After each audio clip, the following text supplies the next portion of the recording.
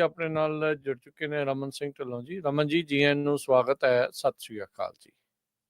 ਸਤਿ ਸ੍ਰੀ ਅਕਾਲ ਜੀ ਸਾਰੇ ਸੁਣਨ ਤੇ ਦੇਖਣ ਵਾਲਿਆਂ ਨੂੰ ਪਿਆਰ ਭਰੀ ਸਤਿ ਸ੍ਰੀ ਅਕਾਲ। ਸਾਡੇ ਅੱਜ ਦੇ ਇਸ ਪ੍ਰੋਗਰਾਮ ਨੂੰ ਤੁਹਾਡੇ ਸਾਰਿਆਂ ਤੱਕ ਪਹੁੰਚਾਉਣ 'ਚ ਸਹਿਯੋਗ ਕਰਦੇ ਨੇ ਖਾਲਸਾ ਇੰਸ਼ੋਰੈਂਸ ਏਜੰਸੀ, ਜਿਨ੍ਹਾਂ ਦੇ ਕੋਲੋਂ ਹਰ ਇੱਕ ਤਰੀਕੇ ਦੀ ਇੰਸ਼ੋਰੈਂਸ ਕਰਵਾ ਸਕਦੇ ਹੋ। ਇੰਸ਼ੋਰੈਂਸ ਬਾਰੇ ਪਤਾ ਕਰਨ ਲਈ ਕਾਲ ਕਰ ਸਕਦੇ ਹੋ 408-272-2500 ਦੇ ਉੱਤੇ। ਟਿਰਕੇਨਾ ਇਮੀਗ੍ਰੇਸ਼ਨ ਲਾ ਫਰਮ, US ਇਮੀਗ੍ਰੇਸ਼ਨ ਦਾ ਹੋਵੇ ਕਿਸੇ ਵੀ ਤਰੀਕੇ ਦਾ ਕੰਮ, ਕਾਲ ਰਿਟਰਨ ਜੇ ਟਿਰਕੇਨਾ 415-909-0503। Manjeet Singh Kular, Avtar Singh Manzil Clovis, Satnam Singh Sunny Purewal, Amarjit Singh Dosanjh Yuba City, Lakhvir Singh Samra Texas, Gurmel Singh Laddar Bakersfield, Amarjit Singh Stockton, Sarabjit Singh Dhur New Jersey, Harjit Singh Lathrop Gurmel ਵਾਸੀ Elk Grove, Harnek Singh Pabla Renton Washington, Talwinder Singh Gill, Raminder Basra, Jagdish Chauhan Major, Sidhu Binder Dhaliwal Bakersfield, Grewal travel services Yuba City, tax payroll visa OCI card passport ਦੀਆਂ ਸਰਵਿਸਿਜ਼ ਲੈ ਸਕਦੇ ਹੋ। ਕਾਲ 5307517605। ਊੜਾ ਡੈਟ ਰਿਲੀਫ ਵਾਲੇ ਨਿਰਮਲ ਸਿੰਘ ਮਾਨ, ਇਕਨੋਮਿਕ ਹਾਰਡਸ਼ਿਪ ਚੱਲ ਰਹੀ ਹੈ, ਬੈਂਕਰਪਸੀ ਤੋਂ ਬਚਣਾ ਚਾਹੁੰਦੇ ਹੋ ਤਾਂ ਕਾਲ ਕਰ ਸਕਦੇ ਹੋ 408-888-888-9918 ਦੇ ਉੱਤੇ। ਇਹਨਾਂ ਸਾਰਿਆਂ ਦਾ ਧੰਨਵਾਦ। ਜੇ ਤੁਸੀਂ ਵੀ ਇਸ ਪ੍ਰੋਗਰਾਮ ਨੂੰ ਸਪਾਂਸਰ ਕਰਨਾ ਚਾਹੁੰਦੇ ਹੋ, ਸੰਪਰਕ ਕਰੋ 408-722-7698 ਦੇ ਉੱਤੇ।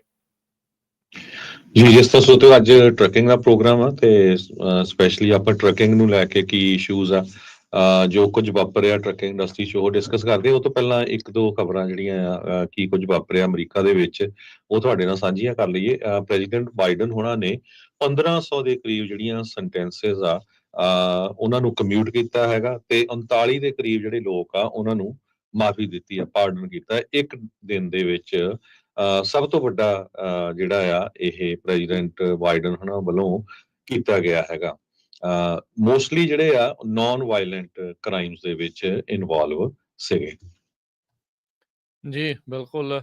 ਉੱਦਾਂ ਜੇ ਦੇਖਿਆ ਜਾਵੇ ਤਾਂ ਅਜੇ ਤੱਕ ਵੀ ਜਿਹੜੇ ਬਾਈਡਨ ਆ ਉਹਨਾਂ ਨੂੰ ਕ੍ਰਿਟਿਸਿਜ਼ਮ ਦਾ ਜਿਹੜਾ ਸਾਹਮਣਾ ਆ ਉਹ ਕਰਨਾ ਪੈ ਰਿਹਾ ਆ। ਜਿਹੜਾ ਉਹਨਾਂ ਨੇ ਆਪਣੇ ਮੁੰਡੇ ਨੂੰ ਜਿਹੜੀ ਮਾਫੀ ਦਿੱਤੀ ਸੀਗੀ, ਸੋ ਉਹ ਜ਼ਰੂਰ ਉਹਨਾਂ ਨੂੰ ਇਸ ਟਾਈਮ ਜਿਹੜਾ ਉਸ ਦਾ ਸਾਹਮਣਾ ਅਜੇ ਵੀ ਜਿਹੜਾ ਉਹ ਕਰਨਾ ਪੈ ਰਿਹਾ ਹੈਗਾ ਆ। ਸੋ ਇਹ ਸਾਰਾ ਕੁਛ ਚੱਲ ਰਿਹਾ ਹੈ। ਉੱਧਰ ਜਿਹੜੇ ਪ੍ਰੈਜ਼ੀਡੈਂਟ ਇਲੈਕਟ ਡੋਨਲਡ ਟਰੰਪ ਆ ਉਹ ਸਟਾਕ ਐਕਸਚੇਂਜ ਦੇ ਵਿੱਚ ਪਹੁੰਚੇ। ਉੱਥੇ ਉਹਨਾਂ ਦੇ ਪਹੁੰਚਣ ਦੇ ਉੱਤੇ USA ਦੇ ਨਾਅਰੇ ਲੱਗੇ ਤੇ ਉਹਨਾਂ ਨੇ ਉੱਥੇ ਜਾ ਕੇ ਫਿਰ ਉਹੀ ਕਿਹਾ ਵੀ ਅਸੀਂ US ਦੀ ਜਿਹੜੀ ਇਕੋਨਮੀ ਆ ਉਸ ਨੂੰ ਹੋਰ ਵੀ ਬਿਹਤਰ ਜਿਹੜਾ ਆ ਉਹ ਕਰਨ ਜਿਹੜਾ ਉਹ ਜਾ ਰਹੇ ਹੈਗੇ ਆ ਤਾਂ ਜੋ ਆਪਾਂ ਜੋ ਦੁਨੀਆ ਦਾ ਜਾਂ ਲੋਕਾਂ ਦੇ ਜੋ ਹਾਲਾਤ ਬਣੇ ਪਏ ਆ ਉਹਨਾਂ ਨੂੰ ਬੈਟਰ ਜਿਹੜਾ ਉਹ ਕੀਤਾ ਜਾ ਸਕੇ। So Time person of the year ਦੂਜੀ ਵਾਰ ਡੋਨਲਡ ਟਰੰਪ ਹੁਣੀ ਜਿਹੜੇ ਆ ਉਹ ਵੀ ਬਣੇ ਹੈਗੇ ਨੇ। ਜੀ, ਇਮੀਗ੍ਰੇਸ਼ਨ ਦੇ ਬਾਬਤ ਸਾਨੂੰ ਕਾਲਸ ਬਹੁਤ ਆਉਂਦੀਆਂ ਰਹਿੰਦੀਆਂ ਵੀ ਜ਼ਰੂਰ ਹਰ ਰੋਜ਼ ਤੁਸੀਂ ਅਪਡੇਟ ਦਿਆ ਕਰੋ। ਅੱਜ ਨਿਊਯਾਰਕ ਟਾਈਮ ਨੇ ਬਹੁਤ ਵੱਡਾ ਆਰਟੀਕਲ ਛਾਪਿਆ ਜਿਹਦੇ ਵਿੱਚ ਇਹ ਦੱਸਿਆ ਗਿਆ ਵੀ ਅਮਰੀਕਾ ਦੇ ਇਤਿਹਾਸ ਦੇ ਵਿੱਚ ਪ੍ਰੈਜ਼ੀਡੈਂਟ ਬਾਈਡਨ ਉਹਨਾਂ ਦੇ ਐਡਮਿਨਿਸਟ੍ਰੇਸ਼ਨ ਦੇ ਥੱਲੇ ਸਭ ਤੋਂ ਵੱਧ ਲੋਕ ਜਿਹੜੇ ਆ ਅਮਰੀਕਾ ਦੇ ਵਿੱਚ ਲੀਗਲੀ ਇਲੀਗਲੀ ਐਂਟਰ ਹੋਏ ਹੈਗੇ ਆ। 2 ਮਿਲੀਅਨ ਦੇ ਕਰੀਬ ਇਮੀਗ੍ਰੈਂਟ ਹਰ ਸਾਲ ਐਂਟਰ ਹੁੰਦੇ ਰਹੇ ਹੈਗੇ ਆ ਜਦ ਤੋਂ ਹੀ ਜਿਹੜਾ ਅਮਰੀਕਾ ਮੁਲਕ ਬਣਿਆ ਹੈਗਾ। ਸੋ ਇਹ ਇੱਕ ਬਹੁਤ ਵੱਡਾ ਨੰਬਰ ਆ ਤੇ ਨਾਲ ਦੀ ਨਾਲ ਅੱਜ ਇੱਕ ਜੋ ਹਿਲ ਮੈਗਜ਼ੀਨ ਆ ਉਹਨਾਂ ਨੇ ਇਹ ਰਿਪੋਰਟ ਕੀਤਾ ਵੀ ਪ੍ਰੈਜ਼ੀਡੈਂਟ ਟਰੰਪ ਉਹਨਾਂ ਨੇ ਕਿਹਾ ਵੀ Day 1 ਤੋਂ ਜਨਵਰੀ 20 ਨੂੰ ਉਹਨਾਂ ਨੇ ਉਸ ਚੱਕਣੀ ਆ। ਉਸ ਦਿਨ ਤੋਂ ਕਹਿੰਦੇ ਵੀ ਜਿਹੜਾ ਬਾਰਡਰ ਆ ਉਹ ਟੋਟਲੀ ਸੀਲ ਕਰ ਦਿੱਤਾ ਜਾਊਗਾ। ਇਹ ਟਰੰਪ ਉਹਨਾਂ ਨੇ ਇੱਕ ਵੀਕਐਂਡ ਦੇ ਦੌਰਾਨ ਉਹਨਾਂ ਦੀ ਜਿਹੜੀ ਇੰਟਰਵਿਊ ਆ ਉਹਦੇ ਵਿੱਚ ਉਹਨਾਂ ਨੇ ਕਿਹਾ ਹੈ। ਜੀ ਬਿਲਕੁਲ। ਬਾਕੀ ਕੈਲੀਫੋਰਨੀਆ ਦੇ ਬਹੁਤ ਸਾਰੇ ਹਿੱਸਿਆਂ ਦੇ ਵਿੱਚ ਹਰਜੋਤ ਸਿੰਘ ਜੀ ਅੱਜ ਮੀਂਹ ਪੈ ਰਿਹਾ ਹੈ, ਝੜੀ ਜਿਹੜੀ ਆ ਉਹ ਲੱਗੀ ਆ। ਸੋ ਮੀਂਹ ਦਾ ਤੇ ਟ੍ਰੈਫਿਕ ਦਾ ਤੇ ਖਾਸਾ ਜਿਹੜਾ ਉਹ ਸੁਮੇਲ ਹੁੰਦਾ। ਮੀਂਹ ਦੇ ਉੱਤੇ ਇੱਦਾਂ ਕਈ ਵਾਰੀ ਲੱਗਦਾ ਹੁੰਦਾ ਵੀ ਬਹੁਤ ਸਾਰੇ ਲੋਕ ਡਰਾਈਵ ਕਰਨਾ ਜਿੱਦਾਂ ਕਾਈਂਡ ਆਫ ਭੁੱਲ ਜਾਂਦੇ ਆ ਤੇ ਨਾਲ ਦੇ ਨਾਲ ਫਿਰ ਐਕਸੀਡੈਂਟਸ ਵਗੈਰਾ ਦਾ ਖਤਰਾ ਰਹਿੰਦਾ ਆ। ਸੋ ਟਰੱਕਿੰਗ ਦੇ ਨਾਲ ਵੀ ਮੀਂਹ ਦਾ ਸਟਾਰਮਸ ਦਾ ਜਿਹੜਾ ਅਕਸਰ ਚੱਕਰ ਜਿਹੜਾ ਉਹ ਰਹਿੰਦਾ ਆ। ਤੇ ਸਾਰਿਆਂ ਨੂੰ ਬੇਨਤੀ ਆ ਵੀ ਹੈਡਲਾਈਟ ਔਨ ਕਰਕੇ, ਵਾਈਪਰ ਔਨ ਕਰਕੇ ਤਾਂ ਜੋ ਤੁਹਾਡੀ ਮੋਹਰੇ ਲਾਈਟ ਤੇ ਜਿਹੜੀ ਟੇਲ ਲਾਈਟ ਉਹ ਚੱਲਦੀ ਰਹੇ, ਅੱਗੇ ਪਿੱਛੇ ਵਾਲਿਆਂ ਨੂੰ ਜਿਹੜਾ ਉਹ ਪਤਾ ਲੱਗਦਾ ਰਹੇ। ਗੱਡੀ ਦੀ ਮੇਨਟੇਨੈਂਸ ਦਾ ਜਿਹੜਾ ਉਹ ਥੋੜਾ ਬਹੁਤਾ ਨਾਲ ਧਿਆਨ ਰੱਖੋ ਤੇ ਸਪੀਡ ਜਿਹੜੀ ਆਪਣੀ ਥੋੜੀ ਜਿਹੀ ਸਲੋ ਜਿਹੜੀ ਇਸ ਦੇ ਵਿੱਚ ਜ਼ਰੂਰ ਕਰੋ। ਸੇਫ ਡਿਸਟੈਂਸ ਇੱਕ ਦੂਜੇ ਦੀ ਗੱਡੀ ਦੇ ਨਾਲੋਂ ਬਣਾ ਕੇ ਜਿਹੜਾ ਇਸ ਦੇ ਵਿੱਚ ਜ਼ਰੂਰ ਜਿਹੜਾ ਉਹ ਰੱਖਣਾ। ਸੋ ਰਮਨ ਜੀ, ਅਜਿਹੇ ਮੌਸਮ ਦੇ ਵਿੱਚ ਕੀ ਕੋਈ ਟਿਪ, ਕੋਈ ਸਲਾਹ ਜਿਹੜੀ ਆ ਇਸ ਪ੍ਰੋਗਰਾਮ ਦੇ ਸ਼ੁਰੂਆਤ 'ਚ ਤੁਸੀਂ ਸ਼ੇਅਰ ਕਰਨਾ ਚਾਹੁੰਦੇ ਹੋ? ਬਿਲਕੁਲ ਰਾਜਕਰਨ, ਮੌਸਮ ਜਿਹੜਾ ਆ ਉਹ ਖਰਾਬ ਡੈਫੀਨੇਟਲੀ, ਆਪਾਂ ਇਹਨੂੰ ਖਰਾਬ ਤਾਂ ਨਹੀਂ ਕਵਾਂਗੇ, ਪਰ ਆਪਾਂ ਇਹ ਕਹਿ ਦਿਆਂਗੇ ਵੀ ਠੀਕ ਆ, ਮੌਸਮ ਜਿਹੜਾ ਹੈਗਾ ਉਹ ਇਸ ਵੇਲੇ ਕਾਫੀ ਜਿਹੜਾ ਸਰਦੀਆਂ ਵਾਲਾ ਮੌਸਮ ਆ ਚੁੱਕਾ ਹੈਗਾ। ਸੋ ਸਰਦੀਆਂ ਵਾਲੇ ਜਿਹੜੇ ਮੌਸਮ ਦੇ ਵਿੱਚ ਆ, ਆਪਾਂ ਇਹੋ ਹੀ ਕਹਿੰਦੇ ਹੁੰਦੇ ਆ ਕਿ ਜਿਹੜਾ ਆਪਣਾ ਘੱਟ ਜਿਹੜਾ ਧਿਆਨ ਆ ਬਿਲਕੁਲ ਆਪਣੇ ਕੰਮ ਤੇ ਰੱਖੋ। ਜੇ ਤੁਸੀਂ ਡਰਾਈਵਿੰਗ ਕਰਦੇ ਹੈਗੇ ਆ, ਜੇ ਸੇਫ ਨਹੀਂ ਹੈਗਾ ਤੇ ਪੁੱਲ ਓਵਰ ਕਰੋ। ਰਾਜਕਰਨ, ਇੱਕ ਮੰਦਭਾਗੀ ਖਬਰ ਵੀ ਆ ਕਿ ਜਿਹਦੇ ਵਿੱਚ ਆਪਣੇ ਡਰਾਈਵਰ ਸੀਗੇ, ਉਹ ਟਰੱਕ ਦੇ ਉੱਤੇ ਸੀਗੇ ਤੇ ਆਪਣਾ ਜਿੱਦਾਂ ਆਪਾਂ ਕਹਿੰਦੇ ਹੁੰਦੇ ਆ ਕਿ ਸੇਫਟੀ ਦਾ ਧਿਆਨ ਰੱਖੋ ਹਮੇਸ਼ਾ। ਤੁਸੀਂ ਜਦੋਂ ਬਾਹਰ ਜਾਂਦੇ ਆ ਤੇ ਤੁਸੀਂ ਆਪਣਾ ਸੇਫਟੀ ਵੈਸਟ ਪਾ ਕੇ ਜ਼ਰੂਰ ਜਾਓ। ਤੇ ਉਹ ਵੀ ਅਨਫੋਰਚੂਨੇਟ ਗੱਲ ਹੈਗੀ ਆ ਕਿ ਟਰੱਕ ਦੇ ਵਿੱਚ ਜਿਹੜਾ ਅਸੀਂ ਤੇਲ ਪਵਾਉਂਦੇ ਸੀਗੇ, ਤੇਲ ਪਵਾ ਕੇ ਤੇ ਉਹ ਟਰੱਕ ਸਟਾਪ ਵੱਲ ਨੂੰ ਚੱਲੇ। ਟਰੱਕ ਸਟਾਪ ਵੱਲ ਨੂੰ ਜਦੋਂ ਜਾ ਰਹੇ ਸੀਗੇ ਤੇ ਜਿਹੜੇ ਟਰੱਕ ਆਈਲੈਂਡ ਤੇ ਖੜੇ ਹੁੰਦੇ ਆ ਤੇ ਇੱਕ ਟਰੱਕ ਜਿਹੜਾ ਅੱਗੇ ਤੇਲ ਗੈਸ ਪਵਾ ਕੇ ਅੱਗੇ ਤੇਲ ਪਵਾ ਕੇ ਅੱਗੇ ਚਲਾ ਜਾਂਦਾ, ਠੀਕ ਹੈ, ਉਹ ਪਿੱਛੇ ਨੂੰ ਰੁੜ ਗਿਆ ਤਾਂ ਪਿਛਲੇ ਟਰੱਕ ਦੇ ਤੇ ਅਗਲੇ ਟਰੱਕ ਦੇ ਵਿੱਚ ਆ ਗਏ ਤੁਰੇ। ਤੇ ਕਿੱਥੇ ਦੀ ਗੱਲ ਆ ਰਮਨ ਜੀ, ਕਿੱਥੋਂ ਦੀ ਖਬਰ ਆ ਰਹੀ ਹੈ? ਇਹ ਅਰਕਨਸਾਸ ਦੀ ਖਬਰ ਆ, ਪਰ ਜਿਹੜੇ ਭਾਜੀ ਹੁਣੀ ਸੀਗੇ ਉਹ ਇੱਥੋਂ ਮੰਟਿਕੇ ਤੋਂ ਸੀਗੇ। ਸੋ ਬੇਸਿਕਲੀ ਇਹੋ ਹੀ ਆ ਕਿ ਜੇ ਤੁਸੀਂ ਇਸ ਟਾਈਮ ਤੇ ਜਾਂ ਕਿਸੇ ਟਾਈਮ ਤੇ ਵੀ ਤੁਸੀਂ ਆਪਣੇ ਟਰੱਕ ਤੋਂ ਬਾਹਰ ਆਉਣੇ ਹੈਗੇ ਆ ਜਾਂ ਕੋਈ ਵੀ ਇਦਾਂ ਦਾ ਜਿਹੜਾ ਸਟੈਪ ਕਰਦੇ ਹੈਗੇ ਆ, ਪਹਿਲੀ ਗੱਲ ਤਾਂ ਆਲੇ ਦੁਆਲੇ ਧਿਆਨ ਰੱਖੋ। ਦੂਸਰੀ ਗੱਲ, ਸੇਫਟੀ ਵੈਸਟ ਜ਼ਰੂਰ ਪਾਓ। ਸੇਫਟੀ ਵੈਸਟ ਜਿਹੜੀ ਆ ਬਹੁਤ ਜ਼ਿਆਦਾ ਜ਼ਰੂਰੀ ਹੈਗੀ ਆ ਜਦੋਂ ਤੁਸੀਂ ਬਾਹਰ ਜਾਂਦੇ ਆ, ਕਿਉਂਕਿ ਸੇਫਟੀ ਵੈਸਟ ਦੇ ਨਾਲ ਤੁਹਾਡੀ ਜਿਹੜੀ ਆ ਐਟਲੀਸਟ ਤੁਸੀਂ ਜਿਹੜਾ ਹਨੇਰੇ ਦੇ ਵਿੱਚ ਮਤਲਬ ਕਿ ਤੁਸੀਂ ਦਿਖ ਸਕਦੇ ਆ ਅਗਲੇ ਬੰਦੇ ਨੂੰ। ਸੋ ਅਰਲੀ ਮਾਰਨਿੰਗ ਦਾ ਮੇਰਾ ਖਿਆਲ ਟਾਈਮ ਸੀਗਾ। ਸੋ ਪਰ ਇਹ ਹੈ ਕਿ ਅਨਫੋਰਚੂਨੇਟ ਚੀਜ਼ ਹੈਗੀ ਹੈ, ਏਦਾਂ ਨਹੀਂ ਹੋਣਾ ਚਾਹੀਦਾ ਸੀਗਾ। ਪਰ ਇਹ ਇੱਕ ਸਿੱਖਿਆ ਵੀ ਹੈਗੀ ਹੈ ਬਹੁਤ ਜਾਣਿਆਂ ਲਈ ਕਿ ਜੇ ਤੁਸੀਂ ਬਾਹਰ ਟਰੱਕ 'ਚ ਕੰਮ ਕਰਦੇ ਹੈਗੇ ਆ, ਸੜਕ ਦੇ ਕੰਢੇ ਬਾਹਰ ਤੁਸੀਂ ਨਿਕਲੇ ਹੈਗੇ ਆ, ਐਮਰਜੈਂਸੀ 'ਚ ਕਿਤੇ ਨਿਕਲੇ ਆ, ਟਰੱਕ ਸਟਾਪ ਤੇ ਨਿਕਲੇ ਆ, ਕਿਤੇ ਵੀ ਤੁਸੀਂ ਟਰੱਕ ਤੋਂ ਬਾਹਰ ਨਿਕਲਣਾ ਹੈਗਾ, ਸੇਫਟੀ ਵੈਸਟ ਪਾ ਕੇ ਨਿਕਲਣਾ ਹੈਗਾ। ਕਿਉਂਕਿ ਸੇਫਟੀ ਵੈਸਟ ਪਾਉਣ ਦੇ ਵਿੱਚ ਕੋਈ ਐਸਾ ਇਹ ਨਹੀਂ ਸ਼ਰਮ ਵਾਲੀ ਗੱਲ ਨਹੀਂ ਹੈਗੀ, ਉਹ ਸਿਰਫ ਤੁਹਾਡੀ ਲਾਈਫ ਸੇਵਿੰਗ ਇੱਕ ਚੀਜ਼ ਹੈਗੀ ਆ। ਬਿਲਕੁਲ ਬਹੁਤ ਹੀ ਮਾੜੀ ਗੱਲ ਹੋਈ ਹੈਗੀ ਆ। ਇਹ ਵੀ ਰਮਨ ਜੀ ਚਾਹੀਦਾ ਵੀ ਜਿਹੜੇ ਕੱਲਾ ਇਹ ਤਾਂ ਹੋ ਨਹੀਂ ਸਕਦਾ ਵੀ 2 ਹੀ ਟਰੱਕ ਹੋਊਗੇ, ਉੱਥੇ ਆਲੇ ਦੁਆਲੇ ਹੋਰ ਵੀ ਟਰੱਕ ਹੁੰਦੇ ਆ, ਹੋਰ ਵੀ ਜਿਹੜੇ ਟਰੱਕਿੰਗ ਇੰਡਸਟਰੀ ਜਾਂ ਟਰੱਕ ਡਰਾਈਵਰ ਜਿੱਥੇ ਕਿਤੇ ਵੀ ਹੁੰਦੇ, ਤੁਹਾਨੂੰ ਲੱਗਦਾ ਵੀ ਆ ਇੱਥੇ ਮਾੜੀ ਘਟਨਾ ਵਾਪਰ ਸਕਦੀ, ਰੌਲਾ ਪਾ ਸਕਦਾ ਬੰਦਾ, ਕੁਛ ਨਾ ਕੁਛ ਜ਼ਰੂਰ ਹੈਲਪ ਕਰਿਆ ਕਰੋ ਇੱਕ ਦੂਜੇ ਦੀ। ਬਿਲਕੁਲ, ਕਈ ਵਾਰੀ ਖਾਲਸਾ ਜੀ ਆਪਣਾ ਹਰਜੋਤ ਭਾਜੀ ਏਦਾਂ ਹੁੰਦਾ ਹੈ ਕਿ ਆਪਾਂ ਜਦੋਂ ਇਹੋ ਜਿਹੇ ਮਾਹੌਲ 'ਚ ਹੁੰਦੇ ਆ ਜਾਂ ਟਰੱਕ ਸਟਾਪ ਤੇ ਹੁੰਦੇ ਆ ਤੇ ਆਮ ਤੌਰ ਤੇ ਸਾਰੇ ਬੰਦੇ ਆਪਣੇ ਕੰਮ 'ਚ ਰੁੱਝੇ ਹੁੰਦੇ ਆ। ਆਮ ਤੌਰ ਤੇ ਸਾਰੇ ਬੰਦੇ ਆਪਣਾ ਕੰਮ ਕਰਦੇ ਹੁੰਦੇ ਆ, ਕੋਈ ਤੇਲ ਪਵਾ ਰਿਹਾ, ਕੋਈ ਸ਼ੀਸ਼ੇ ਸਾਫ਼ ਕਰ ਰਿਹਾ, ਕੋਈ ਕੁਛ ਕਰ ਰਿਹਾ। ਸੋ ਹਰ ਇੱਕ ਬੰਦਾ ਆਪਣੇ ਆਪਣੇ ਟਾਈਮ ਤੇ ਲੱਗਾ ਹੁੰਦਾ। ਔਰ ਕਈ ਵਾਰੀ ਪਾਰਕਿੰਗ ਦੇ ਵਿੱਚ ਜੋ ਟਰੱਕ ਖੜੇ ਆ ਤੇ ਆਮ ਤੌਰ ਤੇ ਨੋਰਮਲੀ ਸਾਰੇ ਰੈਸਟ ਕਰਦੇ ਹੁੰਦੇ ਆ। ਸੋ ਕਈ ਵਾਰੀ ਨਹੀਂ ਵੀ ਜਾਗਦਾ ਹੁੰਦਾ, ਨਹੀਂ ਵੀ ਬੰਦਾ ਕਹਿ ਸਕਦਾ। ਪਰ ਇਹ ਅਨਫੋਰਚੂਨੇਟ ਆ ਕਿਉਂਕਿ ਜ਼ਿਆਦਾ ਫਾਸਲਾ ਨਹੀਂ ਹੁੰਦਾ ਜਦੋਂ ਟਰੱਕ ਪੁੱਲ ਕਰਕੇ ਲਾਉਂਦੇ ਆ ਉਹਦੇ ਵਿੱਚ ਤੇ ਦੂਜੇ ਪਿਛਲੇ ਟਰੱਕ ਦੇ ਵਿੱਚ। ਸੋ ਕਈ ਵਾਰੀ ਗਲਤੀ ਹੋ ਜਾਂਦੀ ਆ ਕਿ ਟਰੱਕ ਰੁੜ ਜਾਂਦਾ ਆ, ਗਲਤੀ ਨਾਲ ਰੁੜ ਜਾਂਦਾ ਹੈ, ਕਈ ਵਾਰੀ ਗਲਤੀ ਨਾਲ ਬੈਕਅਪ ਹੋ ਜਾਂਦਾ ਆ। ਸੋ ਜੋ ਵੀ ਕੁਛ ਹੋਇਆ ਪਰ ਬਹੁਤ ਮੰਦਭਾਗਾ ਹੋਇਆ ਜੀ।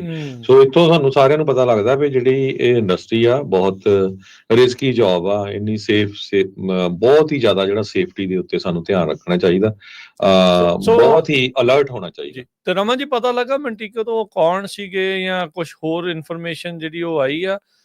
ਜਿਹੜੇ ਕੁਚਲੇ ਗਏ ਆ, ਇਹ ਇੱਕ ਜਣਾ ਸੀ, 2 ਜਣੇ ਸੀ, ਜਾਂ ਕਿੱਦਾਂ ਰਿਹਾ? ਕਿਸੇ ਦਾ ਬਚਾਅ ਵੀ ਹੋਇਆ ਜਾਂ ਕੀ? ਸਿੰਗਲ ਡਰਾਈਵਰ ਹੀ ਆ ਤੇ ਸਾਡੇ ਫਰੈਂਡਸ ਫੈਮਿਲੀ ਦੇ ਵਿੱਚੋਂ ਹੀ ਆ। ਸੋ ਇਸ ਕਰਕੇ ਮੈਂ just try to keep it ਉਸ ਤਰ੍ਹਾਂ ਰੱਖ ਰਿਹਾ ਕਿ ਪਰ ਜਿਹੜੀ ਗਲਤੀ ਹੈਗੀ ਆ, ਜਿਹੜੀ ਪ੍ਰੋਬਲਮ ਹੈਗੀ ਆ, ਉਹ ਗਲਤੀ ਤਾਂ ਨਹੀਂ ਮੈਂ ਕਹੂੰਗਾ ਕਿਉਂਕਿ ਉਹਨਾਂ ਦੀ ਤਾਂ ਨੈਚੁਰਲੀ ਕੋਈ ਗਲਤੀ ਨਹੀਂ ਸੀਗੀ। He was walking straight to the gas station, ਕੋਈ ਉਹਨਾਂ ਨੇ ਅੱਗੇ ਵਾਲਾ ਰੋੜ ਕੇ ਪਿੱਛੇ ਨੂੰ ਆ ਗਿਆ। ਹਾਂਜੀ। ਸੋ ਇਹ ਜਿਹੜੀ ਆ ਇਹਦੇ ਤੋਂ ਜਿਹੜੀ ਸੇਧ ਲੈਣ ਦੀ ਜਾਂ ਸਿੱਖਿਆ ਲੈਣ ਦੀ ਲੋੜ ਇਹੋ ਹੀ ਆ ਕਿ ਜੇ ਤੁਸੀਂ ਇਦਾਂ ਦੇ ਮਾਹੌਲ ਦੇ ਵਿੱਚ ਹੈਗੇ ਆ ਜਾਂ ਇਦਾਂ ਦੀ ਜਗ੍ਹਾ ਤੇ ਹੈਗੇ ਆ ਤੇ ਸੇਫਟੀ ਵੈਸਟ ਤੋਂ ਬਿਨਾਂ ਬਾਹਰ ਨਾ ਆਓ। ਇੱਕ ਹੋਰ ਚੀਜ਼ ਇੱਥੇ ਹੀ ਮੈਂ ਨਾਲ ਹੀ ਐਡ ਕਰਦਾ ਜਾਵਾਂ, ਆਪਾਂ ਨਾ ਬਲਾਈਂਡ ਸਪੌਟ ਦਾ ਧਿਆਨ ਨਹੀਂ ਰੱਖਦੇ, ਖਾਸ ਕਰਕੇ ਜਿਹੜੇ ਟਰੱਕ ਵਾਲਿਆਂ ਦਾ। ਜਦੋਂ ਆਪਾਂ ਰੋਡ ਤੇ ਵੀ ਹੁੰਦੇ ਆ, ਡਰਾਈਵ ਕਰਦੇ ਆ, ਟਰੱਕ ਨੂੰ ਜਦੋਂ ਤੁਸੀਂ ਬਿਲਕੁਲ ਉਹਦੇ ਉੱਤੇ ਚੜ੍ਹ ਕੇ, ਜੇ ਤੁਸੀਂ ਛੋਟੀ ਗੱਡੀ ਵਾਲੇ ਵੀ ਆ ਨਾ, ਤਾਂ ਜਦੋਂ ਤੁਸੀਂ ਬਿਲਕੁਲ ਉਹਦੇ ਲਾਗੇ ਚਲਾਉਂਦੇ ਉਹਨਾਂ ਨੂੰ ਦਿਸਦੇ ਨਹੀਂ ਆ ਤੁਸੀਂ। ਸੋ ਥੋੜਾ ਉਹਨਾਂ ਦੇ ਲਈ ਵੀ ਵਿਜ਼ੀਬਲ ਜਿਹੜਾ ਉਹ ਰਿਹਾ ਕਰੋ ਜਦੋਂ ਤੁਸੀਂ ਆਮ ਵੀ ਡਰਾਈਵ ਕਰਦੇ ਆ। Recently you hall the truck ਜਿਹੜਾ ਚਲਾ ਰਹੇ ਸੀ, ਚਲੋ ਜਦੋਂ ਵੀ ਚਲਾਉਂਦੇ ਉਦੋਂ ਇਹ ਚੀਜ਼ ਦਾ ਜ਼ਿਆਦਾ ਧਿਆਨ ਜਾਂ ਨਜ਼ਰ ਜਿਹੜੀ ਉਹ ਆਉਂਦੀ ਆ। ਕੋਈ ਜਣਾ ਤੁਹਾਡੇ ਪਿੱਛੇ ਖੜਾ ਬਿਲਕੁਲ ਨਹੀਂ ਪਤਾ ਲੱਗਣਾ, ਜੇ ਥੋੜਾ ਬਹੁਤਾ ਸਾਈਡ ਤੇ ਹੋਊਗਾ ਤਾਂ ਤੁਹਾਡੇ ਸ਼ੀਸ਼ੇ ਦੇ ਵਿੱਚ ਉਹ ਦਿਖਣਾ ਆ।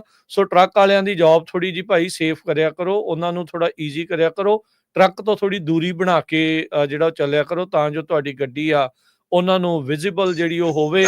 ਤੇ ਫਿਰ ਇਵੈਂਚੁਅਲੀ ਮਿਸਟੇਕ ਕਿਸੇ ਦੀ ਵੀ ਹੋਵੇ ਤੇ ਨਜ਼ਲਾ ਜਿਹੜਾ ਹਮੇਸ਼ਾ ਟਰੱਕ ਵਾਲੇ ਤੇ ਝੜਦਾ ਆ ਵੀ ਭਾਈ ਨਹੀਂ ਇਹਨੇ ਹੀ ਗਲਤੀ ਜਿਹੜੀ ਉਹ ਕੀਤੀ ਹੋਣੀ ਆ। ਸੋ ਮੇਕ ਸ਼ੋਰ ਕਰਿਆ ਕਰੋ ਵੀ ਤੁਸੀਂ ਡਰਾਈਵ ਸੇਫਲੀ ਜਿਹੜਾ ਕਰੋ, ਖਾਸ ਕਰਕੇ ਹੁਣ ਜਦੋਂ ਆ ਮੌਸਮ ਇਦਾਂ ਦਾ ਚੱਲ ਰਿਹਾ ਆ, ਜਦੋਂ ਕਿਤੇ ਮੀਂਹ ਪੈ ਰਹੀ ਆ, ਸਨੋ ਪੈ ਰਹੀ ਆ, ਤੇ ਕੋਸ਼ਿਸ਼ ਤਾਂ ਕਰੋ ਵੀ ਜਦੋਂ ਇਦਾਂ ਦਾ ਮੌਸਮ ਆ, ਟਵਾਈਲਾਈਟ ਟਾਈਮ ਆ, ਸੂਰਜ ਛਿਪ ਰਿਹਾ ਆ, ਜਦੋਂ ਚੜ ਰਿਹਾ ਆ, ਤਾਂ ਆਪਣੀਆਂ ਤੁਹਾਡੀਆਂ ਹੈਡਲਾਈਟਸ ਜਿਹੜੀਆਂ ਉਹ ਜ਼ਰੂਰ ਔਨ ਹੋਣ, ਤਾਂ ਜੋ ਤੁਹਾਡੀ ਜਿਹੜੀ ਵਿਜ਼ਿਬਿਲਿਟੀ ਉਹ ਜ਼ਿਆਦਾ ਹੋਵੇ। ਸੋ ਬੇਸਿਕਲੀ ਸੇਫਟੀ ਵੈਸਟ ਵਾਲੀ ਗੱਲ ਹੀ ਆ, ਪਰ ਤੁਹਾਡੀਆਂ ਹੈਡਲਾਈਟਸ ਗੱਡੀ ਦੇ ਲਈ ਜਿਹੜੀ ਉਹ ਸੇਫਟੀ ਵੈਸਟ ਦਾ ਕੰਮ ਕਰਦੀ ਹੈ। ਸੋ ਮੇਕ ਸ਼ੋਰ ਕਰਿਆ ਕਰੋ ਵੀ ਭਾਈ ਡਰਾਈਵ ਜਿਹੜਾ ਉਹ ਸੇਫ ਕਰੋ। ਇਹ ਹਰ ਇੱਕ ਦੇ ਲਈ ਆ, ਚਾਹੇ ਕੋਈ ਛੋਟੀ ਗੱਡੀ ਚਲਾ ਰਿਹਾ, ਚਾਹੇ ਕੋਈ ਵੱਡੀ ਗੱਡੀ ਚਲਾ ਰਿਹਾ।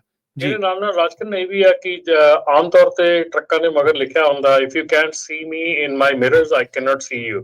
ਸੋ ਇਹ ਜ਼ਰੂਰੀ ਹੁੰਦਾ ਜਦੋਂ ਤੁਸੀਂ ਟਰੱਕ ਦੇ ਲੱਗੇ ਹੁੰਦੇ, ਜੇ ਤੁਸੀਂ ਡਰਾਈਵਰ ਨੂੰ ਨਹੀਂ ਦੇਖ ਪਾ ਰਹੇ, ਉਹਦੇ ਰੀਅਰ ਵਿਊ ਮਿਰਰ ਦੇ ਵਿੱਚ ਨਹੀਂ ਦੇਖ ਪਾ ਰਹੇ, ਤਾਂ ਮਤਲਬ ਉਹ ਤੁਹਾਨੂੰ ਨਹੀਂ ਦੇਖ ਪਾ ਰਿਹਾ। ਸੋ ਇਹ ਇੱਕ ਬੜਾ ਐਕਟਿਵ ਚੀਜ਼ ਹੈਗੀ ਜਿਸ 'ਚ ਤੁਸੀਂ ਦੇਖ ਸਕਦੇ ਆ ਕਿ ਯੂ ਆਰ ਨਾਟ ਦੇਅਰ।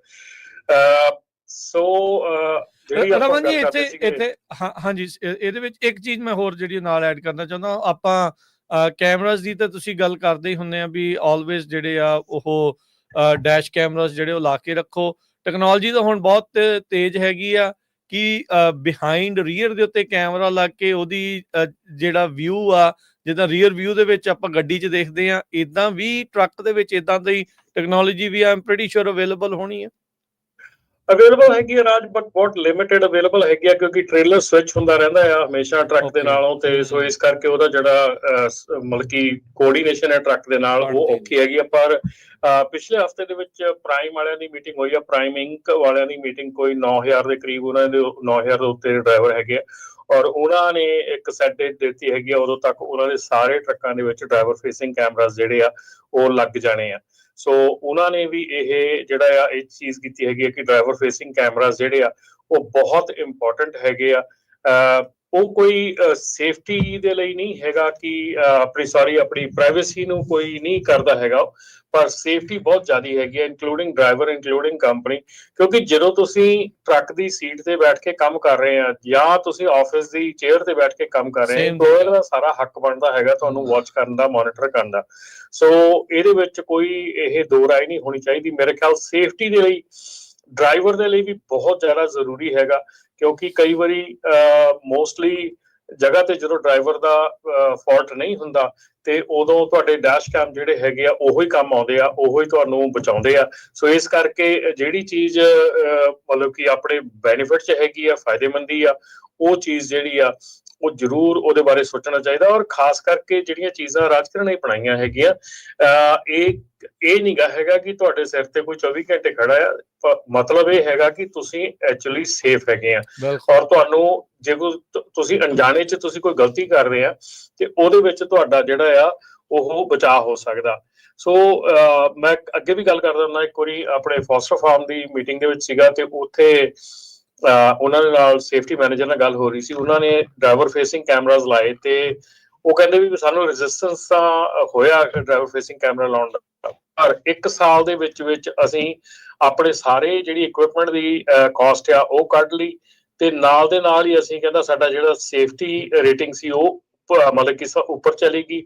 ਸਾਡੀ ਜਿਹੜੀ ਆ ਆਪਣਾ ਵਾਇਲੇਸ਼ਨਸ ਆ, ਸੀਟ ਬੈਲਟ ਵਾਇਲੇਸ਼ਨ ਬਹੁਤ ਜ਼ਿਆਦੀਆਂ, ਉਹ 70% ਦੇ ਕਰੀਬ ਜਿਹੜੀਆਂ ਉਹ ਘਟ ਗਈਆਂ। ਸੋ ਜਿਹੜਾ ਫੋਨ ਦੇ ਨਾਲ ਐਕਸੀਡੈਂਟ ਹੁੰਦੇ ਆ, ਸੇਫ ਆਪਣੀਆਂ ਸੀਟ ਬੈਲਟ ਨਹੀਂ ਹੁੰਦੀਆਂ, ਉਹ ਬਹੁਤ ਚੀਜ਼ਾਂ ਜਿਹੜੀਆਂ ਉਹ ਕੰਟਰੋਲ 'ਚ ਆ ਜਾਂਦੀਆਂ।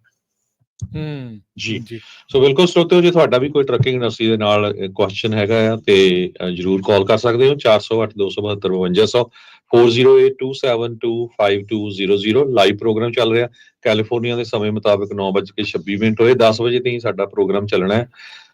ਟਿਕਟੌਕ ਦੇ ਨਾਲ ਜਿਹੜੇ ਦੇਖ ਰਹੇ ਹੋ ਵੀ ਅੱਗੇ ਸ਼ੇਅਰ ਜਿਹੜਾ ਕਰ ਲਓ, ਜੇ ਟਿਕਟੌਕ ਤੇ ਵੀ ਤੁਸੀਂ ਕੋਈ ਸਵਾਲ ਕਰਨਾ ਚਾਹੁੰਦੇ ਆ, ਕੁਐਸਚਨ ਕਰਨਾ ਚਾਹੁੰਦੇ ਆ, ਉੱਥੇ ਵੀ ਤੁਸੀਂ ਜਿਹੜਾ ਉਹ ਪੁੱਛ ਸਕਦੇ ਹੈਗੇ।